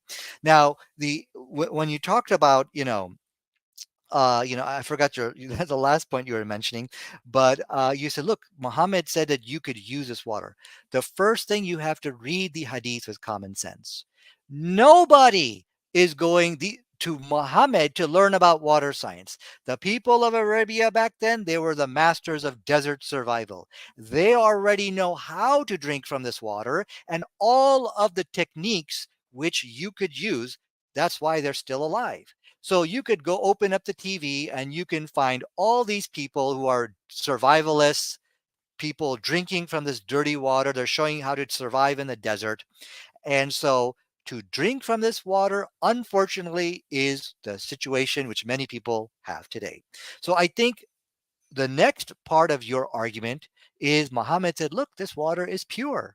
So before I school you and educate you on that, I want you to first come forward and admit and accept to tell everybody, yes, sometimes you have to drink from this water and there's really no choice. And for you to understand that nobody is going to Muhammad to learn about water science. What is a safe water to drink? Rather, they are the absolute experts on the subject and they went to Muhammad to learn about something else. So go ahead. I'll let you respond to these points before I address you on pure. Okay, this guy is wonderful. सी मजबूरी को English में क्या कहते हैं सत्ता भैया, अगर आप हैं तो?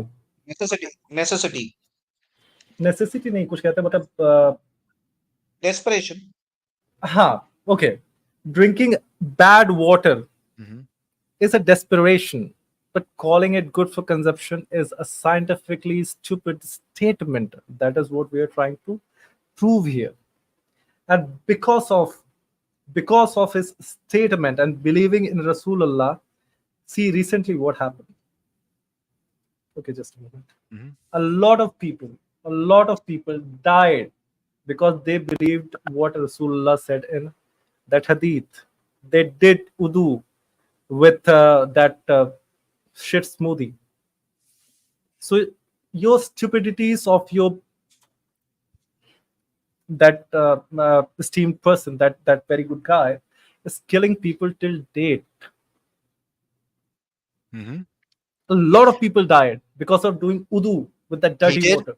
Can I ask you, he did? This is just 1 year old news reported in Dawn, a very, very good newspaper, a very reputed newspaper in Pakistan. Go ahead. Can you show me anywhere in that article you quoted from me where it said it was because they read the hadith? Can you show me where it says that? Even if they didn't, they're doing ablution and following Okay. Rasulullah. dear friend. Where do they say they're doing wudu with it? Whether they Problem okay, is let me what show you you. don't Let me show you. understand. Let me show Okay, you. Let me show show it to you. me. Yeah. Where? He suggested that the victims might have contracted the deadly infection while bathing or performing ablution. Or Here it is. Right. So what the issue here, what you need to understand, he did, is people are dying. So just I'm so sorry for stopping Can I- you in the middle of your statement. My name is Brahmrakshas. Heated Debates is the name of the channel. Please. Oh, I'm sorry. What's your name? You Brahmrakshas. you can call him BR. BR. I'll call you Short BR. form. Okay, BR. What you are showing us today is quite normal. All over the world, people are dying of drinking dirty water. So this is not something which is just unique for Muslims. Okay, so this is your lack of understanding and of how science works. And this has nothing to do with, yeah, that's fine. That's fine. This is truly, the only water available for people. But now let's go back to the hadith where you have been refuted. Okay, going back to the hadith, nobody is going to Muhammad to learn about the science of waters. These people already understand how it works. So they're not, so let's talk about pure. I'm glad you're underlining that. I will educate you on that. The people who went to Muhammad are not going to Muhammad to learn about what is pure from a scientific point of view, but from a religious point of view. Is this something which God will be upset with us about? And so Muhammad said that this water which you are drinking, it is not defiled by anything, meaning it's sanctified. It is blessed. You can use it, and from a religious point of view. Now, let me show you from the Hadith and from the Quran about how pure is being used, because I do understand, BR, you do have a lack of understanding of the actual Arabic Quran and how words are used. Okay, so look what Allah said inside chapter 9 verse 28, because this is talking about you. It's saying that the disbelievers, they are najis, they are impure, and therefore they are not allowed to enter into the Mecca. Now, when Allah said this in the Quran, did he mean the impurity from a scientific point of view or from a spiritual point of view? So this is my question for you, Mr. Najis. Can you explain that to us?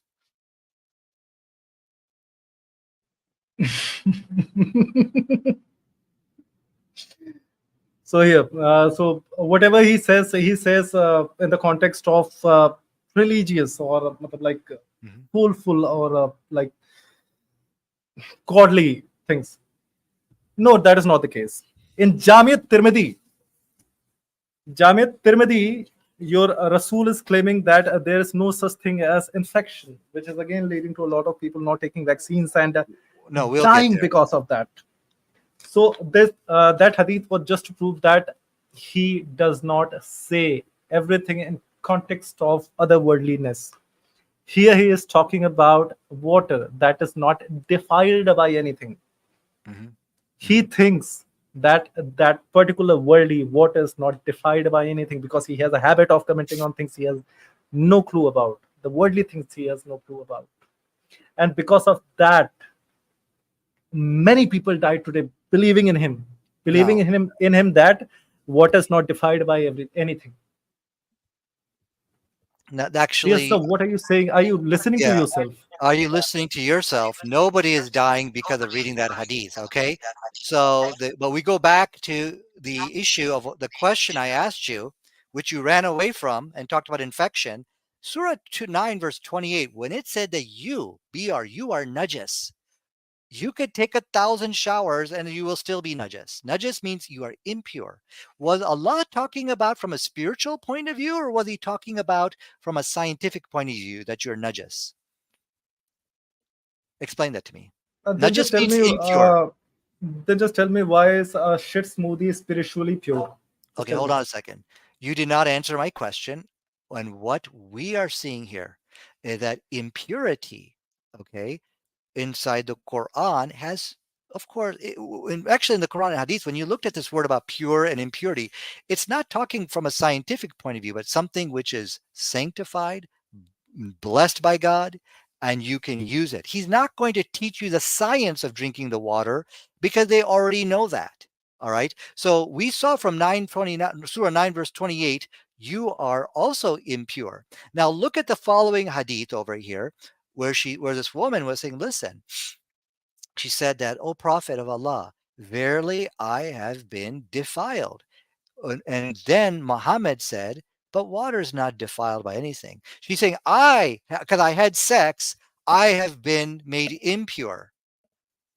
So here we're talking about when a person in Islam, when you have sex, you become impure from a spiritual point of view. And that's when Prophet Sallallahu Alaihi Wasallam said, look, the water is not defiled by anything, meaning it's not from a spiritual point of view, it is not something which is going to be sinful for you to use. I hope you can see how the word pure and impure is being used in our scripture, as I have shown you very clearly. Okay, but where you have failed. Chicha, yeah. Can I just interject you on that? Yeah. See, things are spiritually impure and pure. Like, for example, if you're having sex with somebody you're not supposed to, that makes your soul impure. But using that statement, you cannot say that shit is impure in the same sense that the shit had sex with some female shit, which made him impure. Shit is impure because it is impure.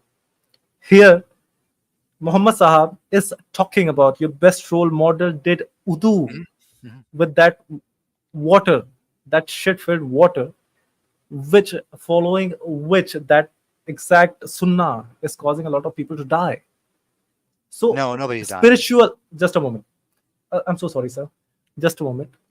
Spiritually impure can be used for things which cause impurity spiritually. And objectively, physically impure are things which are contaminated, just like a pool full of shit. And just let me tell you, just to clarify that point, let me tell you, Jamia Tirmidhi. Here, Rasulullah is saying there is no such thing as infection. No camel gets infected, or no person can transfer infection from other infection. So just let me clarify the argument, please, if you allow me. This doesn't mean that it is a spiritual infection that cannot be transferred. This is such a grossly, scientifically stupid statement that Rasulullah made. And his logic behind is that then who got the first infection? If you think that infection is transferred from person to person, is it spiritually infectious? Nadir, what are you talking about? I do need to interject. I'm sorry to both of you. This has gone to and fro for far too long. If you guys are still comfortable, you guys can continue. Otherwise, we need to move towards the closing arguments. Okay. Sure. Yeah, closing argument would be good because but because we have to take the questions as well from the audience. Yep, I'm just giving you guys the freedom because it was a decision between. Yeah, we could have a couple of. Yeah, let me just answer him very quickly, and I think I have to get going too, so we can close it up. I know it's absolutely very long. So we'll put a clock on it. You have 2 minutes to actually close down this, and then we'll have closing arguments. Yeah. So the problem. So nowhere in Islam does it say poop is pure. That is his wacky quacky interpretation. The best role model made wudu from this water, thank God, because that truly is a water which is available for millions of people even till today. So the stupidity of BR, is that he doesn't understand that nobody is going to Muhammad to learn about water science.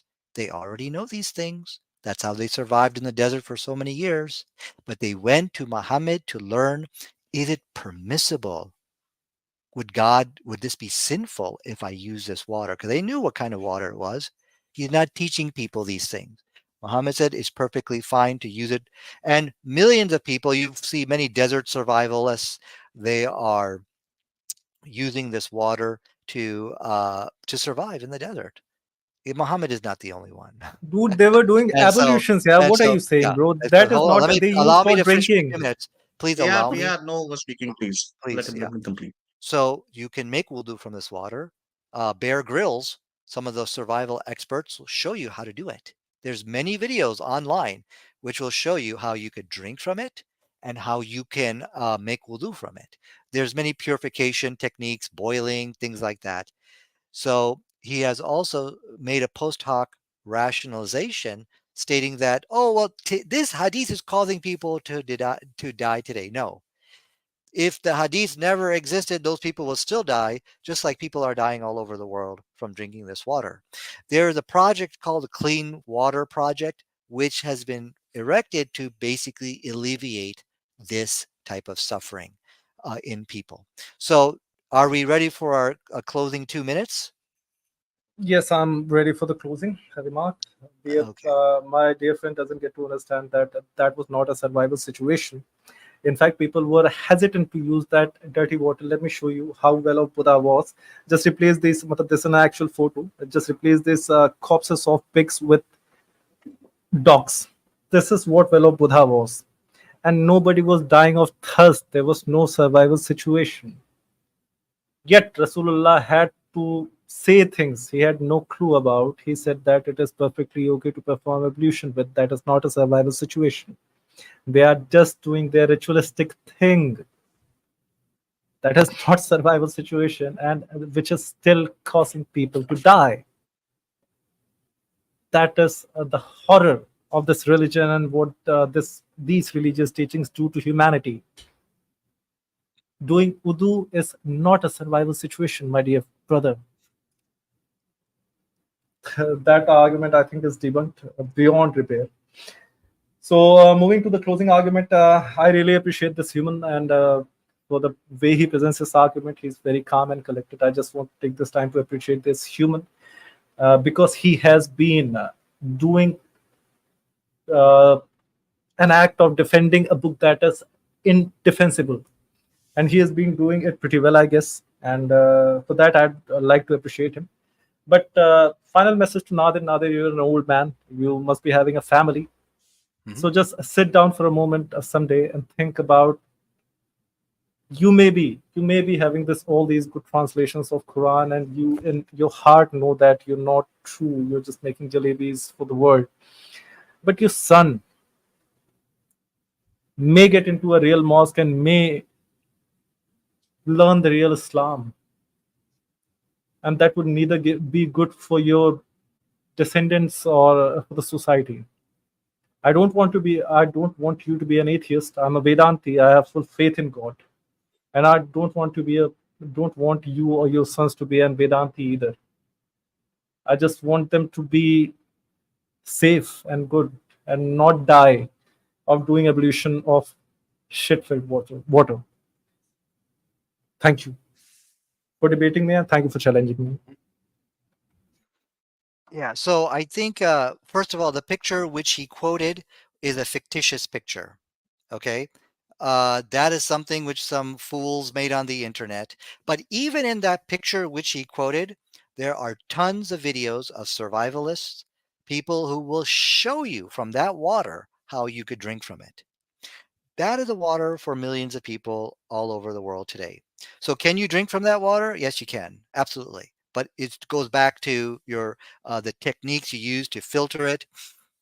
But it's really surprising. Well, actually, it's not surprising how he would end in giving fictitious images to try to prove something. But even all of that is not from the Quran. The big takeaway from this debate, if you've listened to it, BR failed in showing a verse of the Quran and something from modern science and showing a contradiction between the two. I told you from the very beginning I will finish him in 20 minutes. I took a little bit longer than 20 minutes just because he got desperate. He tried so many ways to try to do that, but in the end he failed. He failed to do so. There is something, and the point of that challenge was that you could do that with other books, but you cannot do that with the Quran. You can, and I showed many scientific contradictions of other books, but what is it about the Quran that you can't do this? The big problem of what he was demonstrating, he had two problems. Number one, he's ignorant of Arabic. And so when I would say he didn't understand the difference between Taghrib and Tedheb, Taghrib, when it talks about setting in the sun, the pool, he didn't understand the Arabic behind it. He foolishly assumed it's talking about physically going into the water. Okay, he didn't understand the meaning of the word min. Min means from. So, like, if he were to read the Quran, he can't understand any of it. He's relying on English translations, and normally that's okay. But if you are just going to be spinning your own wacky quacky interpretations and making fake arguments, false assumptions of the ignorant, credulous off of that, then that's a problem. You should start learning some Arabic. But he wasn't able to do that. And so these are his big problems. I would actually encourage him, go learn some Arabic so you can participate and keep up in these debates rather than me teaching you on the fly what these things mean. And I think that's going to be a big, at least people are going to be able to benefit a lot more than me having to teach you. The whole thing about clot, he was refuted when I showed the Moderator time, please. yeah that Yeah, the heart is a machine. It's perfectly fine to make those type of analogies. Go ahead. Nadir, that was the request was for closing arguments. Oh, Actually, I he was made waiting for you to his. stop me. All right. No, So no, I that hope was really. that's. I just wanted to be fair that to both the sides because you guys were going in a flow. I'm not Okay. used to of this, so don't mind me. Since this is complete, thank you to both of you. I think you have made amazing points. You have made your points very clear, very explicit. Hmm. So I am not gonna sound like somebody who's used to of this. Moving on, I think we do have some chats that the members actually came across, and we would like you both to be here while we read them. Sure, And sure. in case some questions come around, then it would be directed so. Uh, we have Mr. Gabo. He is a member for the past month, and he says Jai Shri Ram, Satya Sanatan Dharam ki Jai Ho. So yeah, that's just hail lords. So Jai Shri Ram, आपको भी भाई साहब. Goku has gifted 10 heated debates membership. Thank you Goku, and जिन जिन को मिली है उनको परिवार में स्वागत है. Welcome to the family. Uh, Mr. The Truth has been a member for 11 months, and he says Om Namah Shivaya इस stream को हर जगह share करो. ओम नमः शिवाय ट्रूथ साहब, सबको शेयर करने की जरूरत है. हम लोग शायद प्रिपेयर्ड नहीं थे बस, बट आई होप लोगों को ये देखने को मिलेगी. We have justice for Aisha and Safia. He became a member of YouTube, so welcome to the family. I'll move on from him. Uh, Sankhadeep, sorry अगर मैंने नाम बॉच कर दिया. दूध पी लो मेरा बच्चा, तुमसे ना हो. अच्छा, all right. So that's him being funny. Uh, this is Manavta. He has been member for 12 months. He's a member of the team. He says the BR Brahmrakshas be like, let me be your daddy, you cute Okay, baby. let us not read the demeaning comments. He's our guest. Please. Yeah, all right, understood. So yeah, Blitz Gamings has contributed, and he says that he's declaring himself winner, self-satisfaction. Moving on. Uh, I think this is a question. I think Nadir, this is directed to you. So, Urban Nari is stating that Mr. Nadir, how far is it scientific that Mr. Muhammad Ji was born after 2 years from his father's demise? What, whether the blood clot lost in way? I'm sure there's a typo over there, but would you like to respond? Yeah, well, I don't know what his point on that, he was born, well, first of all, I don't think that's true that he was born 2 years from his father's demise. At least that's not what I understand. But the issue here is the Quran, where the big defeat, was that he really wasn't able to show scientific contradictions in the Quran. He was chased into the Hadith, and I think that's very important for everybody to see. There was a challenge put out that show me, just bring the Nadir, scientific journal. Nadir, Yeah. I request that we restrict it to the answer. If there's a Okay. question, if you don't want to Yeah. pass on, we can pass it on. Yeah. I don't under. Yeah. I guess I'll just say a little. I'm a little bit vague on what he's asking, but he looks like he spent a lot of money asking it, though. Okay, That's all right. so We'll no, move on. those are not Yeah, dollars actually; yeah. those are rupees. So it's Oh, okay. just about $1. That is not an issue. Oh, okay. So We'll move. the Yeah. references, Yeah. yes, the references on this that Muhammad Sahab was born after the the death of his father, 2 years after the death of his father. The references are not very clear and not from very authentic sources. So Gotcha. it is Gotcha. like you can believe it or not, right? It's like that. I think she got her answer. The name says it's a female, so I'll just correct on that. Then Moving namaste on. to her. All right. Namaste to ma'am. Blitz Gaming also contributed, and he says Quran 85, sorry, 86.5 to 86.7. Sperms produced from the backbone and ribcage. How can this be scientific? I think Blitz, sir, you have missed a significant portion Okay, of the debate. It was discussed. I can answer it. Nadir, if you want to clarify, I'll give the floor to you. Yeah. So this is a very beautiful description, and see, the problem is, I think the questioner, he thinks backbone and ribs can only refer to this thoracic portion right over here. However, if you science today also tells us that between the backbone and the ribs is also referring to this lower portion right over here. So you've Let me got show the the screen. Let me share the screen. Yeah. yeah. If you could just show that real quick. So Done, done, done. yeah. So the semen, it goes up through this thing called the ductus deferens. The ductus deferens is right above the bladder. Now look what's right on its right side is a backbone, and on top of its head is the ribs. Perfect, beautiful example of between the backbone and the ribs, because the semen shoots up through the ductus deferens, and then finally it's basically shot out through as ejaculation. So there's a diagram I'm showing you. Perfect Can I example. comment on this? Sure, just brief comment, please. So that is a very far stretch of a logic here, because something being on your right and something being on your top doesn't make you in between them. That is simple fallacy of directions, and the word used there is stemming from, and the sperm stems from testicles, and those are in no far stretch of logical reasoning in between the backbone and the rib cage. All right. Thank you very much for the clarification from both of you. We'll move on. This is from Articus, or is this, what's with the name? Yeah, too complicated for my tongue. So thanks for the contribution. He says Galen is ancient and had been destroyed hundreds of years. I'm not really sure who this is Yeah, directed Galen is Oh, to. no, an I old can I am guy. answer that. I can But answer he's an that. old guy. He was good for Yeah. the time. Yeah. Okay, Nadeep, go ahead. Yeah. So the scientific miracle we all saw today was, yes, Galen is an ancient who wrote books in of the past. They've been debunked. And how? Because I can show you a scientific journal. And what I did, I showed you from the scientific journal, and I took a statement from Galen and showed a contradiction between the two. You can do that not just with Galen's work, but with Aristotle, the Bible, and other books of the past. But as we have seen in tonight's debate, you cannot do that with the Quran. And that's what the challenge presented to BR, and he was soundly defeated in that challenge. got it. Got it. Thank you very Okay. much. मेरा भी We मतलब are, we are, please take my comment too, we please. are gonna hold the I punches.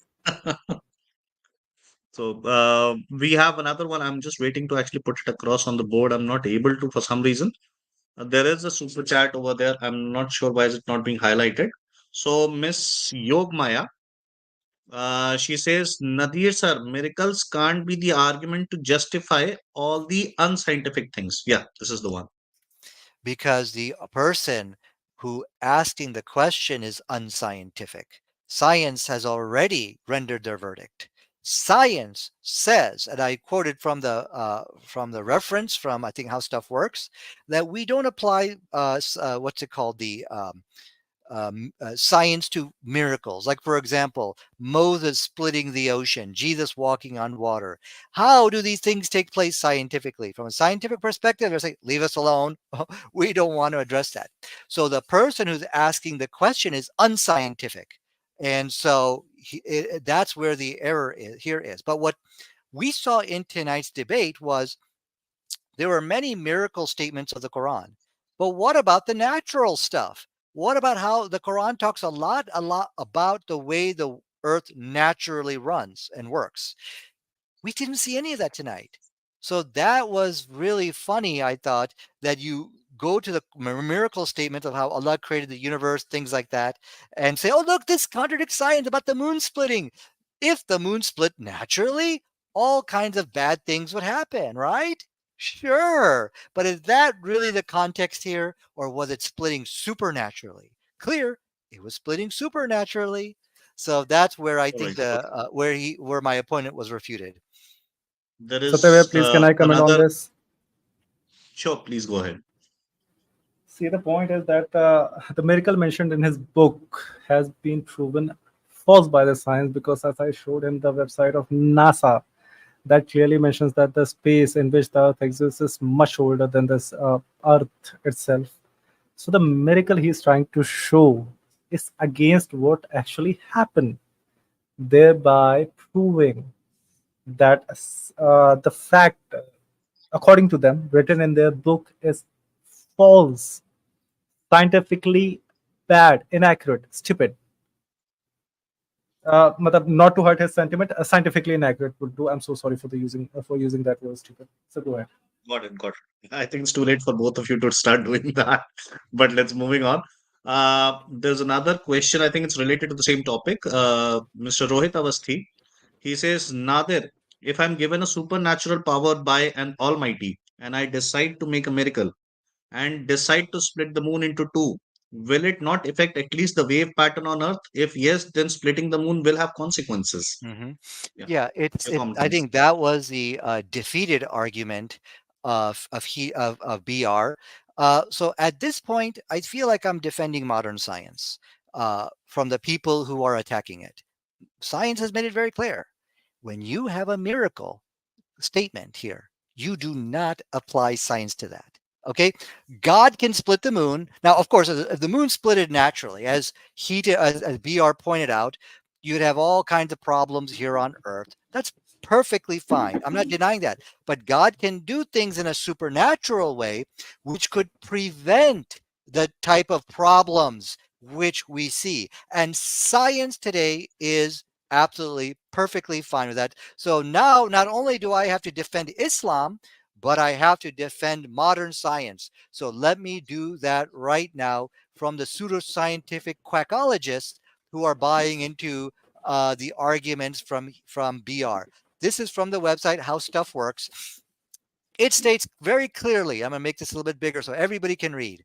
It states very clearly here, this place talking about miracles and the supernatural, certain topics beyond the reach of the scientific method. Science cannot prove or refute the existence of God or any supernatural entity. So these are the limitations of science which we have today. So can God split the moon and without causing the adverse effects which BR pointed out? Perfectly fine. He can do it. No problem.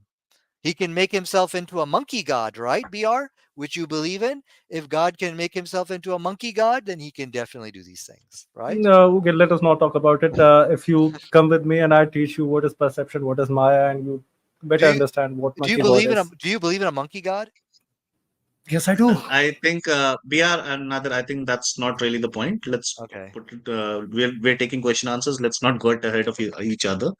So another one, Sunil M has contributed and says, why was wudu? I'm guessing he's trying to talk about wudu. Suggested with dirty water and not sand. Wudu can be just open up the internet and look at all the survival experts, like people like Bear Grylls, who take that same dirty water and they drink from it. They can bathe with it. So it all depends on your water filtration techniques, which people use. And they give you the live demonstration on how to do it. So from a scientific perspective, it's perfectly fine to use water with dead dogs in it. And I think that the text said it had menses in it, but it goes back to your techniques. That's where what matters. And the point which I was making is people approach the hadith with this type of ignorance that they think that they're coming to Muhammad to learn about water science. No, They already know the water science. This is basic common knowledge, and they have mastered the techniques of how to filter this water. So that is why there's no scientific contradiction. There's a problem with the stupidity people have when approaching and reading that text. Okay. Mr. Moderator, can I please Yeah. comment? Yeah, keeping the pattern intact. Yes, please go ahead. With the permission of Mr. Nadir, being our guest, Wudu is not a survival situation. And being the role model he is, he did Wudu with that, which is causing death of innocents till date. Clear, Wudu is not a survival situation. Sure. Thank you. We have another one from Mr.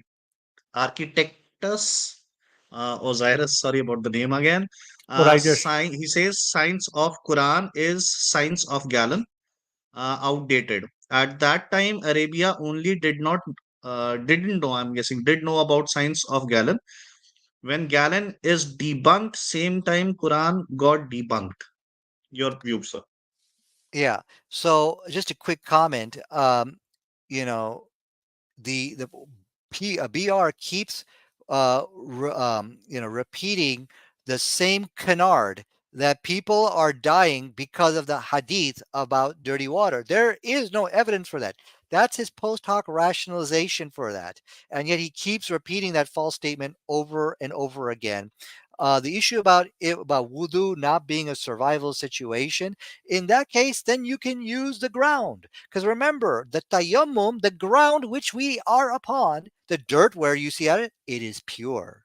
It is what? Pure. And you just wipe your face and hands, and you've been purified by the very ground, because it's not talking about things scientifically. Okay, so if there's no clean water, then you Quick can make comment. tayammum. But the issue here about Galen being the Quran, I think if you go to my YouTube page, I had a discussion with I forgot PZ Myers. This nonsense that the Quran is borrowing from Galen has been debunked, not just by Muslims, but even I don't think even he buys that nonsense as well. So this is just mythology, which people are saying about the Quran. Yes, Bia, you Can wanted I to do a say so. comment too? Please, moderator, Mr. Moderator. Yeah, I'm keeping the pattern intact. Both of you are actually commenting, so I'm gonna go ahead with it. Thank you, sir, moderator. What I'm saying is, but the best role model didn't do tayammum. He did wudu with a shit smoothie. That is why he's not the role model, guys. Just accept, just think about it. Yeah, Nadir, you're such an old person. You must be intellectually much more higher than me. You must be able to think more than me. You're most probably from this land, which is the land of intellectuals. How, you're British or Asian or South Asian? Nadir. Oh, I'm from Pakistan. Bro, your brother, right? You're the guys who had Nalanda. Before 2000 years, before 2000 years, you were the most developed civilization. How you guys go so low intellectually? Now that I just can't No, no, understand. Bia, He didn't the do debate is over. tayammum. Bia, the He debate is had. over. We are not gonna go. We are not gonna go against each other over it now. Um, if anything regarding the comment, you're free to go ahead. Not between each other. Yeah. I'm so sorry. I just feel bad for this. My distant relative, I'd say. So, moving on. There's another super chat. Arban Ari again. She says, Mr. Nader, this is specifically for you. When Mr. Muhammad was giving the lesson of life, don't you think he should have? Sorry. Yeah, for some reason. Yeah, sorry. My Just mistake. one correction. It is Uh, Takshila, not Nalanda. I'm so sorry. Sorry. all right. So, again, I'll read the whole thing. Mr. Nader, when Mr. Muhammad was giving the lessons of life, don't you think he should have warned the people to never consume dirty water and that they may get ill because of it? How can you ignore the perfect failure here? Okay. So there is a Your failure. comments. Yeah, so there is a failure here, and I have to admit. You see in the hadith in the Quran, it doesn't fix stupid. If stupid people want to read the hadith and lie to people, like BR was doing, he was saying that people were reading the hadith and thus dying from it. There's no such thing. Okay. The Quran and hadith, I have to admit to all the people here, it cannot fix stupid people. And so if people are reading the hadith with a stupidity in them, that people are going to Muhammad to learn about water science, I we can't help that. We can't fix that. Nobody is going to Prophet Muhammad to learn about water science. They already know about the science of water. Hundreds of videos are on the internet today of people drinking from dirty water, and the water which he's calling a poop smoothie, that's not the case. It had dead dogs in it, menstrual rags, and garbage thrown in it. That's the water for millions of people today. Can you imagine if Muhammad said, no, don't drink from that water? Millions of people would have died, because that is the drinking water for millions of people. There are so many videos on the internet which show you how to drink from that water. So many survival experts. And that's the knowledge. In fact, they were probably better knowledge they had during the life of Muhammad. Muhammad was only explaining to them that to drink from this water, it is not sinful. It's not something God will be angry with. Go ahead and use it, and you better use it because it's a life or death situation if you do not use that water. Just like that little girl I showed you in the picture, she said we have to drink water with dead dogs in it. There's no options on the table. And if you go to India, actually, you will see pictures of people drinking from that dirty water as well. That's just the unfortunate reality of life.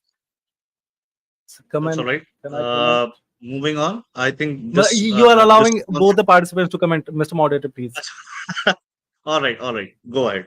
So my dear friend said that it was a survival situation. No, it was not.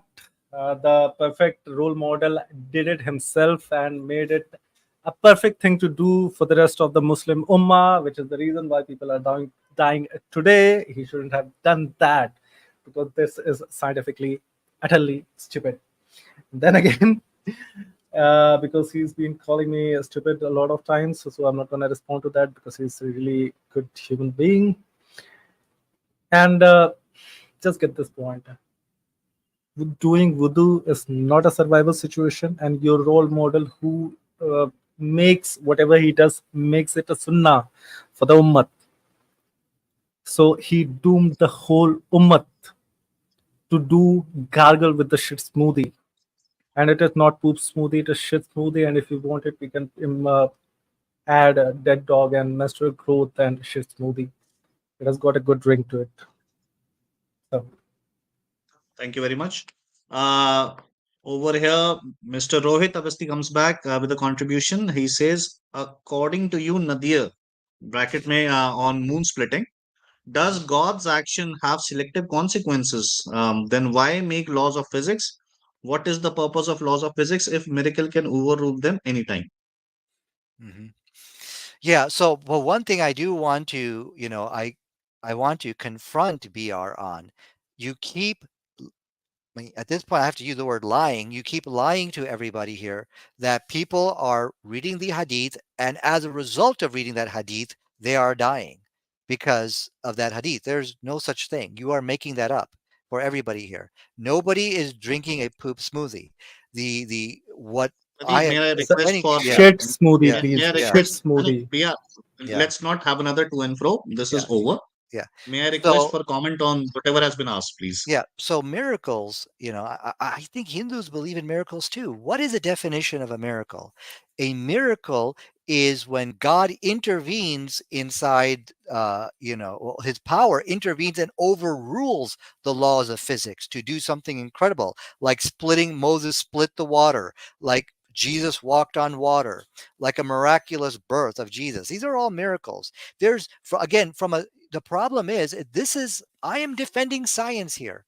Rohit Ausati, he's attacking Avasti. Awasti. He's attacking modern science. It should be clear to everybody. Science has made it very clear. We don't deny miracles. We don't, we're not going to accept it. We're not going to deny it. But what we're saying is that we cannot apply science to it. to people, these type of miraculous stories. So if God wants to say he split the moon or split the seas from a scientific perspective, that's perfectly fine. So Rohit, what I would ask you to do is you should make your mind scientific. Okay, you have your own personal interpretations on how things should be. Okay, no, but you should follow what science says, and that's my humble advice for you.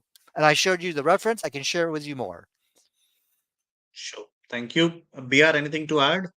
Otherwise, I'll move on. I'll take the silence as a no. Moving on. Arctic Architectus Osiris comes back and he says, "How did elephant cross desert pre-Muhammad?" I'm not really sure what he's talking about. Maybe you can give context to it. Yeah, I think that's in Surah Fil, where there was an army of elephants who crossed the desert, at a specific time. Well, I don't know how that contradicts modern science, but one thing you should also understand about the Arabian Peninsula, at one time in history, it was green. And a lot of people don't know about this, but it had pastures, and there were a lot of animals remains. I think they found, like, what was it, hippos, rhinoceros, or something like that. So there was a time when Arabia was green. So that's how I would answer that. And if you ever want a reference for that, go to my YouTube page. I'll send you a link on it, or I can share my desktop. Actually, I could probably show you a reference that way as well. Perfect. Yeah. To show you, and this is also from one of the scientific miracles of Prophet Muhammad, in that he actually predicted this. So let me share my screen real quick, and I'll show you that real quick here. Um, so the Prophet Muhammad sallallahu alaihi wasallam said that, stated that Arabia used to be green and will return to being green. Okay, inside the following hadith, I'll just let you read it on the screen. And look what science here says over here. It says, because hippos cannot survive in a very arid and dry situation. So the environment had to have been green for them to survive. So there were surely lots of lakes and rivers all across Arabia, and there was plenty of grass with vegetation for the animals to consume. The website is Nature Asia. You can see the link over there. Now remember, Muhammad sallallahu alaihi wasallam said it used to be green, which is true, and it will return to being green. Now here is NASA's website, which is talking about the fields of green springs up in Saudi Arabia. Here you can see the green patches, which are basically filling up the land of Arabia. And this is from the NASA website, exactly what Prophet Muhammad said, in which he said that the last hour will not come before when the abundant and overflowing, so much that the man takes his keeps up and saying, let me keep going. It says, from the hill till the land of Arabia reverts to meadows and rivers. Reverts. The word there is yaud, as you can see there. I've underlined it, the scientific miracle. Go ahead, please. Perfect. Mr. Perfectly Moderator, can I described. please comment? Please. Just to get this argument in line, he is trying to present this hadith as some kind of scientific miracle. Just let me tell to all the Mu'minins of the world that having ears and being able to listen to people, to your elders, what they have listened from their elders, is not a scientific miracle, because people from there must have known about what Arabia was like back in the time he is talking about. Go ahead. Perfect. So, moving on, we have Barbarika Smriti. I'm guessing that's a female, stating that, Nadir, you keep saying he is referencing hadiths and not Quran. Are you saying you don't believe in hadiths? No, what I'm saying, if you do that, you will trigger the Islamic debate victory, because what that means is you cannot find a scientific error with the Quran. And because of that, now you have to go to the Hadith. And so that's why I'm telling you, you need to show a scientific contradiction in the Quran, which he was not able to do so. What he was presenting is his own personal interpretation of the Quran and Hadith. He was ignorant of what sama of pieces from the sky, which could also mean heaven. He was ignorant of murky waters. Does it mean go? Does it mean appeared? He was ignorant of a lot of different things. So I was kind of like teaching him the Arabic. But the issue I want to mention about the hadith, which I just quoted, remember Muhammad said that it will one day become green again. That you cannot get from the people of the past. And that's a scientific miracle, which BR was not able to respond. So may I I please get it. respond now? I need to redirect actually. What Nadir Okay. actually just made the statement was regarding the first half of the question. The second half of the question, actually, the statement was, "Are you saying you don't No, believe no, in he Hadith?" said So that I'm he hoping for a believes in Hadith, I'm but hoping for a Yeah, I'm I hoping believe for in a yes or no hadith. answer. So, I believe in all hadith, right, but I'm showing the problems with not being able to challenge the Quran, and then you run to the hadith. That's going to be a problem for you. perfect. Yeah, Bear, you wanted to say something. yes, sir. What I wanted to say is that I was never showing my interpretation. I was showing the interpretation of the scholars, of all the major scholars, which he's not agreeing to because he has to prove his scientifically inaccurate Quran right. So that is where he lied in the first part of the answer. And about the second part, it is a guess, right? Yes, every day, matlab, like China, deserts of China are becoming green because they have advanced in technology and they'd be doing something about it because they don't want to live in a desert, right? That is nothing scientific, bro. Here now, I'm prophesizing that one day Sahara would be, if the world doesn't end and the technology advances to that level, Sahara would be reforested. See, accept me as your messenger if you want, if that's your parameter. That's all right. We're not gonna go in any other further than that. We have another one. Mr. The Flash has made a contribution, and he's asking Nadir that, do you think Hadith is Sunnah? He's quoting Quran 24:54. Please comment if you can. Yeah, I mean, it's a little bit off topic for today, but yeah, I think it's very important to follow the hadith. You'll see scientific miracles in both the Quran and the hadith. And yeah, you could pass it off as a good guess. Maybe you got lucky.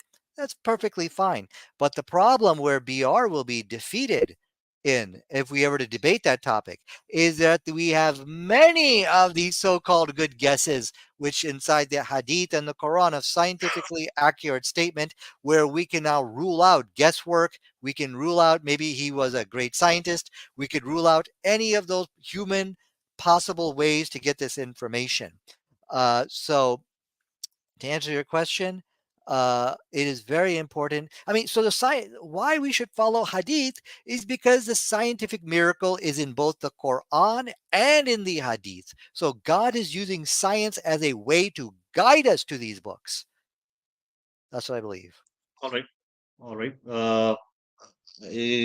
Let's move on. I, I, So, I, I, all right. Let me bring it up again. Sorry. You don't have a talking about the stop. prophecies that Rasulullah got wrong, there's a hadith about the women of Dhul Khalsa whose buttocks would be rubbing against each other and would be scratched because the Dhul Khalsa doesn't exist now and they do that kind of buttock dance. So it is fairly accepted that that hadith is that prophecy is false. So let us not go What? there. Do So you want moving me to on. show that hadith? Let's move on. This is ridiculous. Okay. The, so we have X. He has been member for a month. He says, Nadir, how much do you know Hinduism? He's talking about Sanatan. Yeah. Yeah. Well, I know a little bit about it. I don't know a lot. I know you guys. One of your gods is a monkey god, and I know that there's really no evidence for Hinduism. Meaning, if you were to debate the evidences for Hindu, there would be no debate. It's all blind faith. What I understand about Hinduism is there is no evidence for it, and all you are doing is just following blind faith. Islam is a religion which has scientific, prophetic, and archaeological miracles which which confirms it. And Hinduism, what I know about Hinduism, you have no way to know if you're following mythology, somebody's ancient old tradition that people just made up, versus something really coming from God. There is no way. And that's why you see, I've been doing this for 30 years. Hindus do not debate evidence for Hinduism because they know they'll be systematically destroyed. There's no evidence for a Understood. monkey god or any of these things you people believe in. That's a problem with Hinduism. Can I respond to that, Please make please? it concise, please. Yes, I'd make it concise. And as my dear friend Nadir just accepted that he doesn't know anything about Hinduism, and he again just reinforced that statement with the things he said after. Dear friend, I would just like you to read a book called Sur Siddhanta, which was written before Muhammad Sahab. And we were calculating the radius, the diameter of the sun, and the diameter of the orbit of different planets around the sun. When you guys were thinking that sun is basically drowning in hot water. And if you want to know about Hinduism, I'd just recommend you something in the last. Go ahead. Thank you. I see another debate point coming across, so we'll do that when off screen. We move ahead. Techno Flash Gaming has been a member for 6 months. He says, why are you being so? I'm guessing he wanted to say soft. He went salt. So, BR, any comment to ask? Because he's a guest and I respect him. Perfect. I really appreciate that. Moving on, we have no OB. He says, BR sir, please pin your Discord server link. So yeah, the moderators, please, if you can, we'll do that. Is there any other chat that needs to be asked? I think that's about it. Let me just confirm. Yeah, we have one more. So the moderators are sharing Uh, the Discord link. You can join there. Sure. Ms. Barbarika Smriti asks from Nadisa. At points in the debate, you have interpreted the text as miraculous, while at others, you interpreted it scientifically. How do you segregate them? Mhm. Hmm. So, yeah, I think that's a good question. So there are verses which do speak about the natural world which we live in. For example, you will find inside the Quran, Allah talks about that there are barriers in the ocean. Okay, that's not something you can say is a miracle. And Allah says also, there's also a verse in the Quran where it says there are barriers in the ocean, and that within the ocean you will find something called internal waves. And if you go all the way down to the bottom of the sea, they'll come to a point where you're not going to see any light. Three scientifically correct statements of made on oceanography. That's not miracles. But when you do read in the Quran and it begins with, and Allah did, and Allah made this, and Allah created this, and Allah did this, those are the miraculous statements. So if the verse begins with Allah did, then this is a miracle statement. And my challenge tonight, stay away from the miracle arguments, splitting the moon or things like that. There's no win for you over there. Let's get into the science of the Quran. Let's talk about those verses. And when you look and see, there is no scientific contradiction. It's in 100% harmony with modern science. And the challenge which I presented proved that. I said, just show me a journal, show me a verse of Quran, like I did with Galen, and show a contradiction between the two. BR failed to do that. He couldn't do it. And that's a scientific miracle everybody here has borne witness to. Dear Nadir Yeah, just told me, we were just to comment on his statement that my friend discarded the mention of that hadith as something absurd. So let me just share that for you. Dear sir, this is in Sahih al-Bukhari. Allah's Messenger said, the hour will not be established in the buttocks of women of the tribes of Daus. I'm so sorry I mentioned the tribe's name wrong. Move while going around the Diya al-Khalasa. Diya al-Khalasa, basically he has a talk about buttocks, and see, these women do not exist now, and neither does the idol. So the probability of this prophecy coming true is extremely low. So about the prophecies, the high number of prophecies that are coming true, Here's that hadith for you. Sahih al-Bukhari 7116. Neither are those buttocks, neither are nor these women, and not definitely not that idol that they would be prostrating around. All right, Bia. Thank you for. I wanted to keep it to the subject. Moving on. Architectus Osiris, I'm getting good at this name now, comes back and says Arabia was not green 100 years back, but thousands of years back. Fallacy, mister. Not 2 generations back, Muhammad. Yeah, well, the problem here is the hadith, which I actually quoted for you, or actually the thing about elephants and all, a date range was not provided. So talking about 2 generations, that's not stated in the hadith. I think you might be falsely interpreting that into the text. But one thing I wanted to also point out, the hadith which BR quoted, he's thinking this is impossible for it to be fulfilled. Well, not really. Now with the advent of neo-paganism, people who are going back and looking at the pagan religion and start believing in them, okay, can show that that could be a reality. So no, there's no false prophecy there. And likewise, all these arguments will fail from BR just like they failed tonight. Sorry. Uh, Bia, you want to pass a comment on this particular question that No, no, no. exists because Actually, it has. the first in the first part, Nadir is right actually, because the time in Quran that they're talking about is not just generations back to Muhammad. It's a long time back when from when Muhammad was born. So Nadir is right there. And in the second part, yeah, that's a distant possibility. You can calculate and Thank you. yes, measure the I moved ahead. probabilities. Yeah. So I'll move ahead with the questions. There are they keep popping up. They're just interested. So I'm sorry about that. Rohit Avasti contributes and asks, according to science, isn't finding laws of nature supreme duty?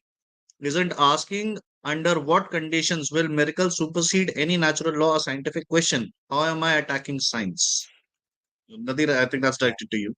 So how you are attacking science is science made it very clear. They don't deny miracles. Okay. In fact, science do promote miracles. Did you know that?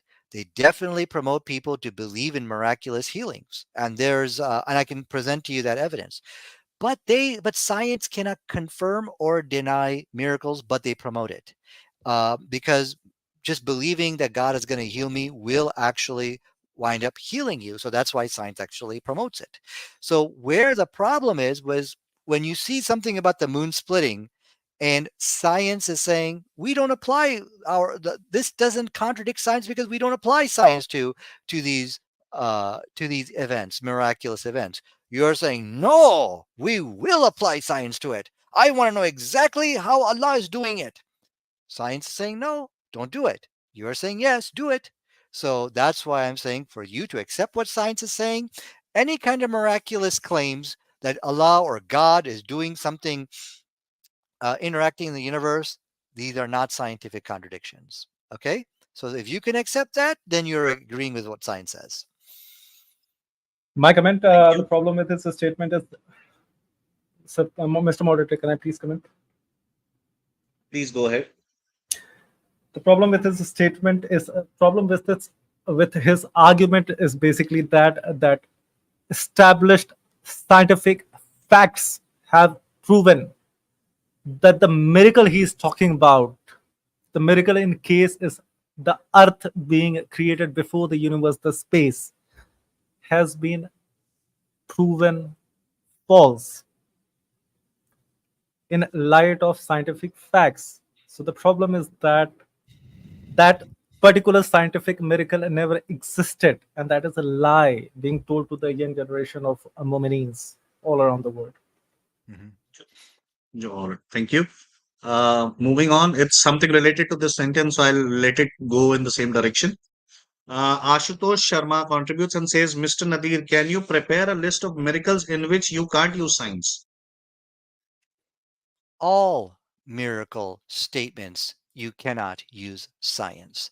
And nowhere in the Quran does it state that the earth was created before the universe.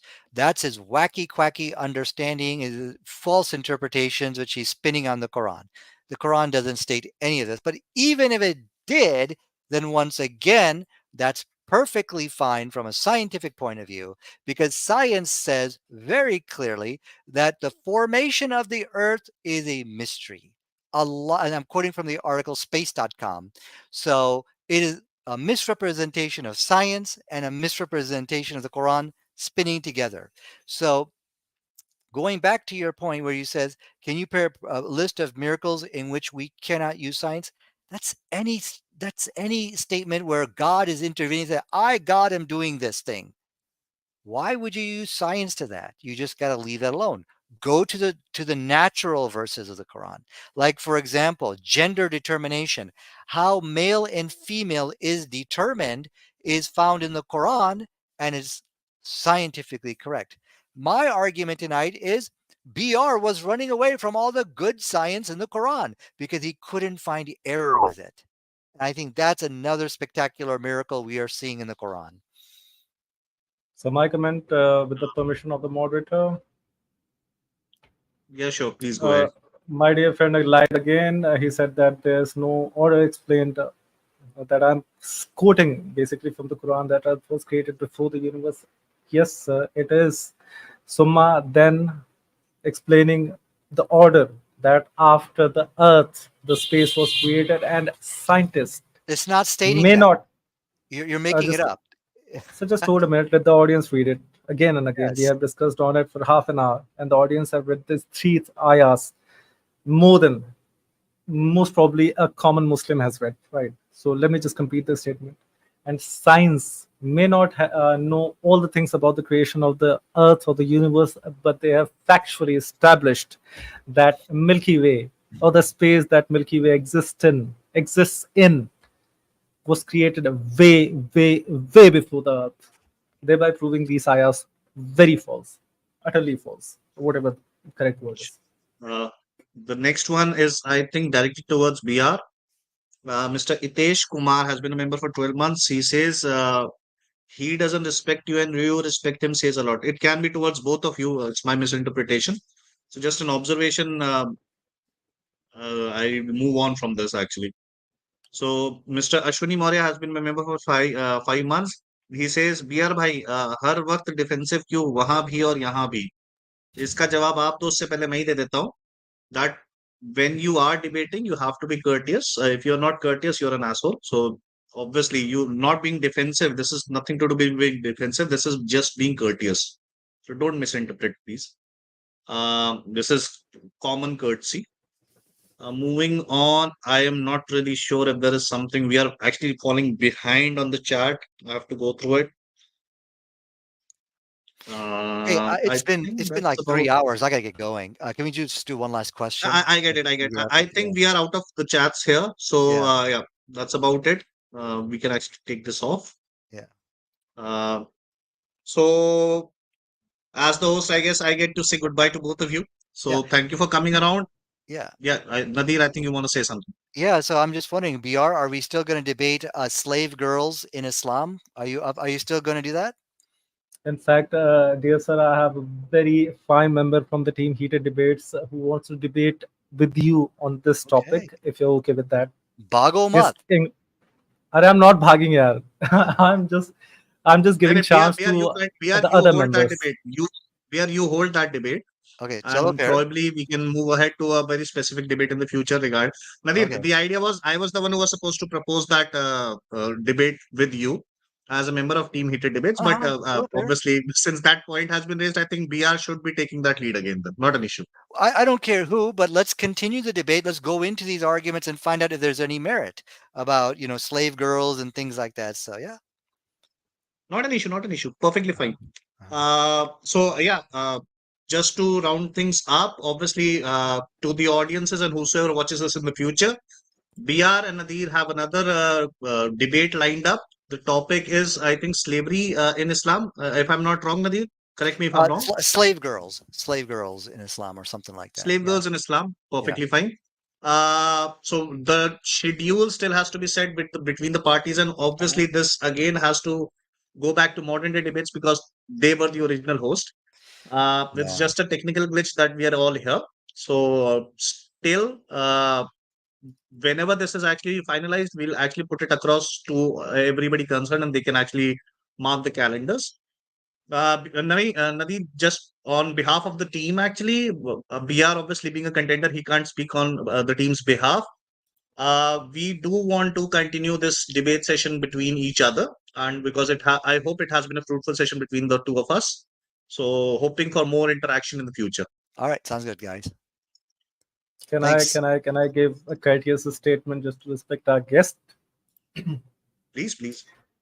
So, see, Nadir, you've been a very a good human to talk to, and being a considering you a friend, because age doesn't allow that, because you're much older than me. I should be just respecting you.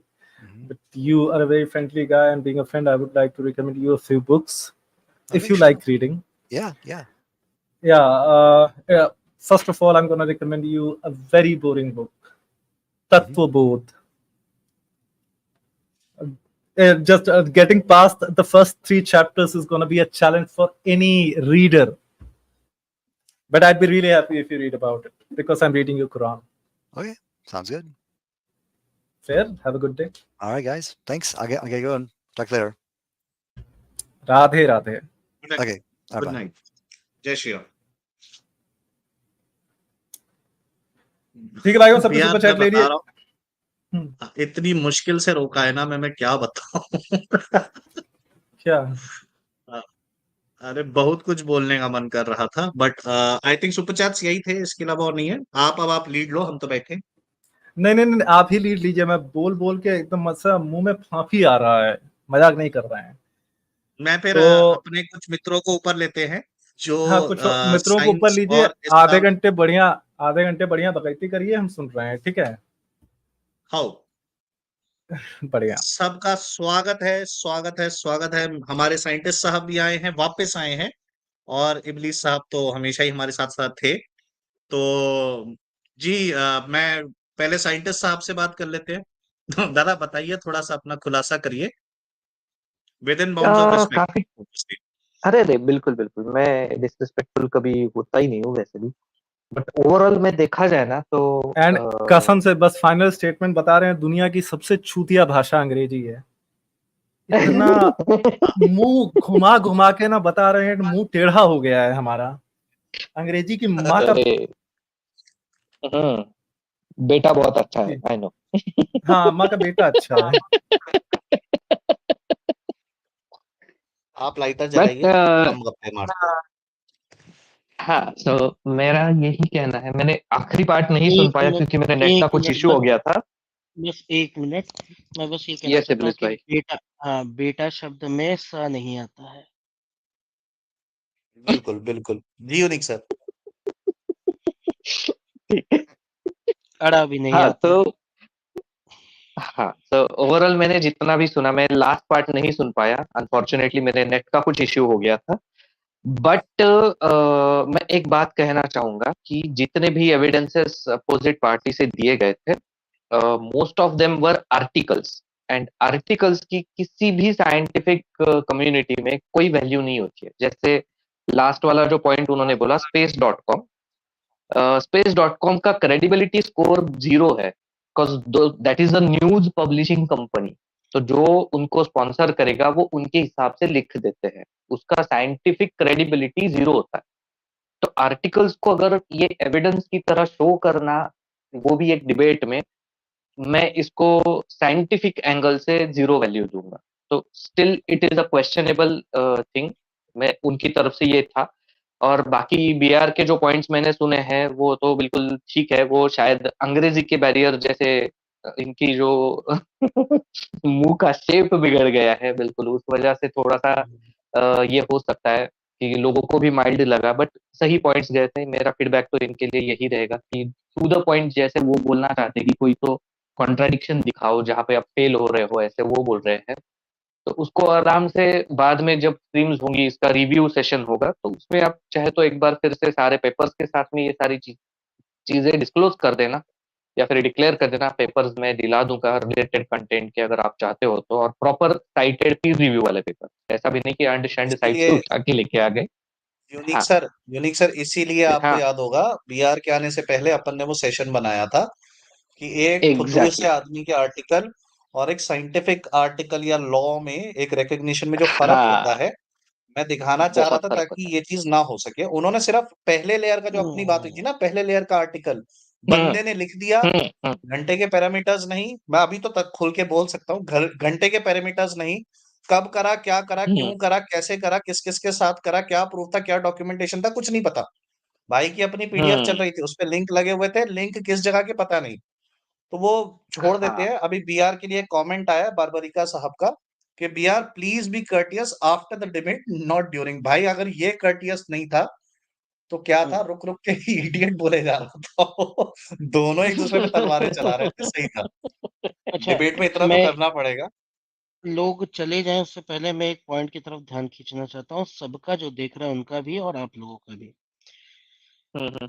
अ, जो वो बार बार दिखा रहा था how stuff works का जो article था, जिसमें वो दिखा रहा था कि मिरेकल्स जो है, मिरेकल्स वाली बात जो है, जहां उसने हम्म। हाईलाइट किया हुआ था उसके ही एक लाइन नीचे अगर पढ़ देते थे तो उसमें लिखा था कि these are unscientific statements या these are unscientific things.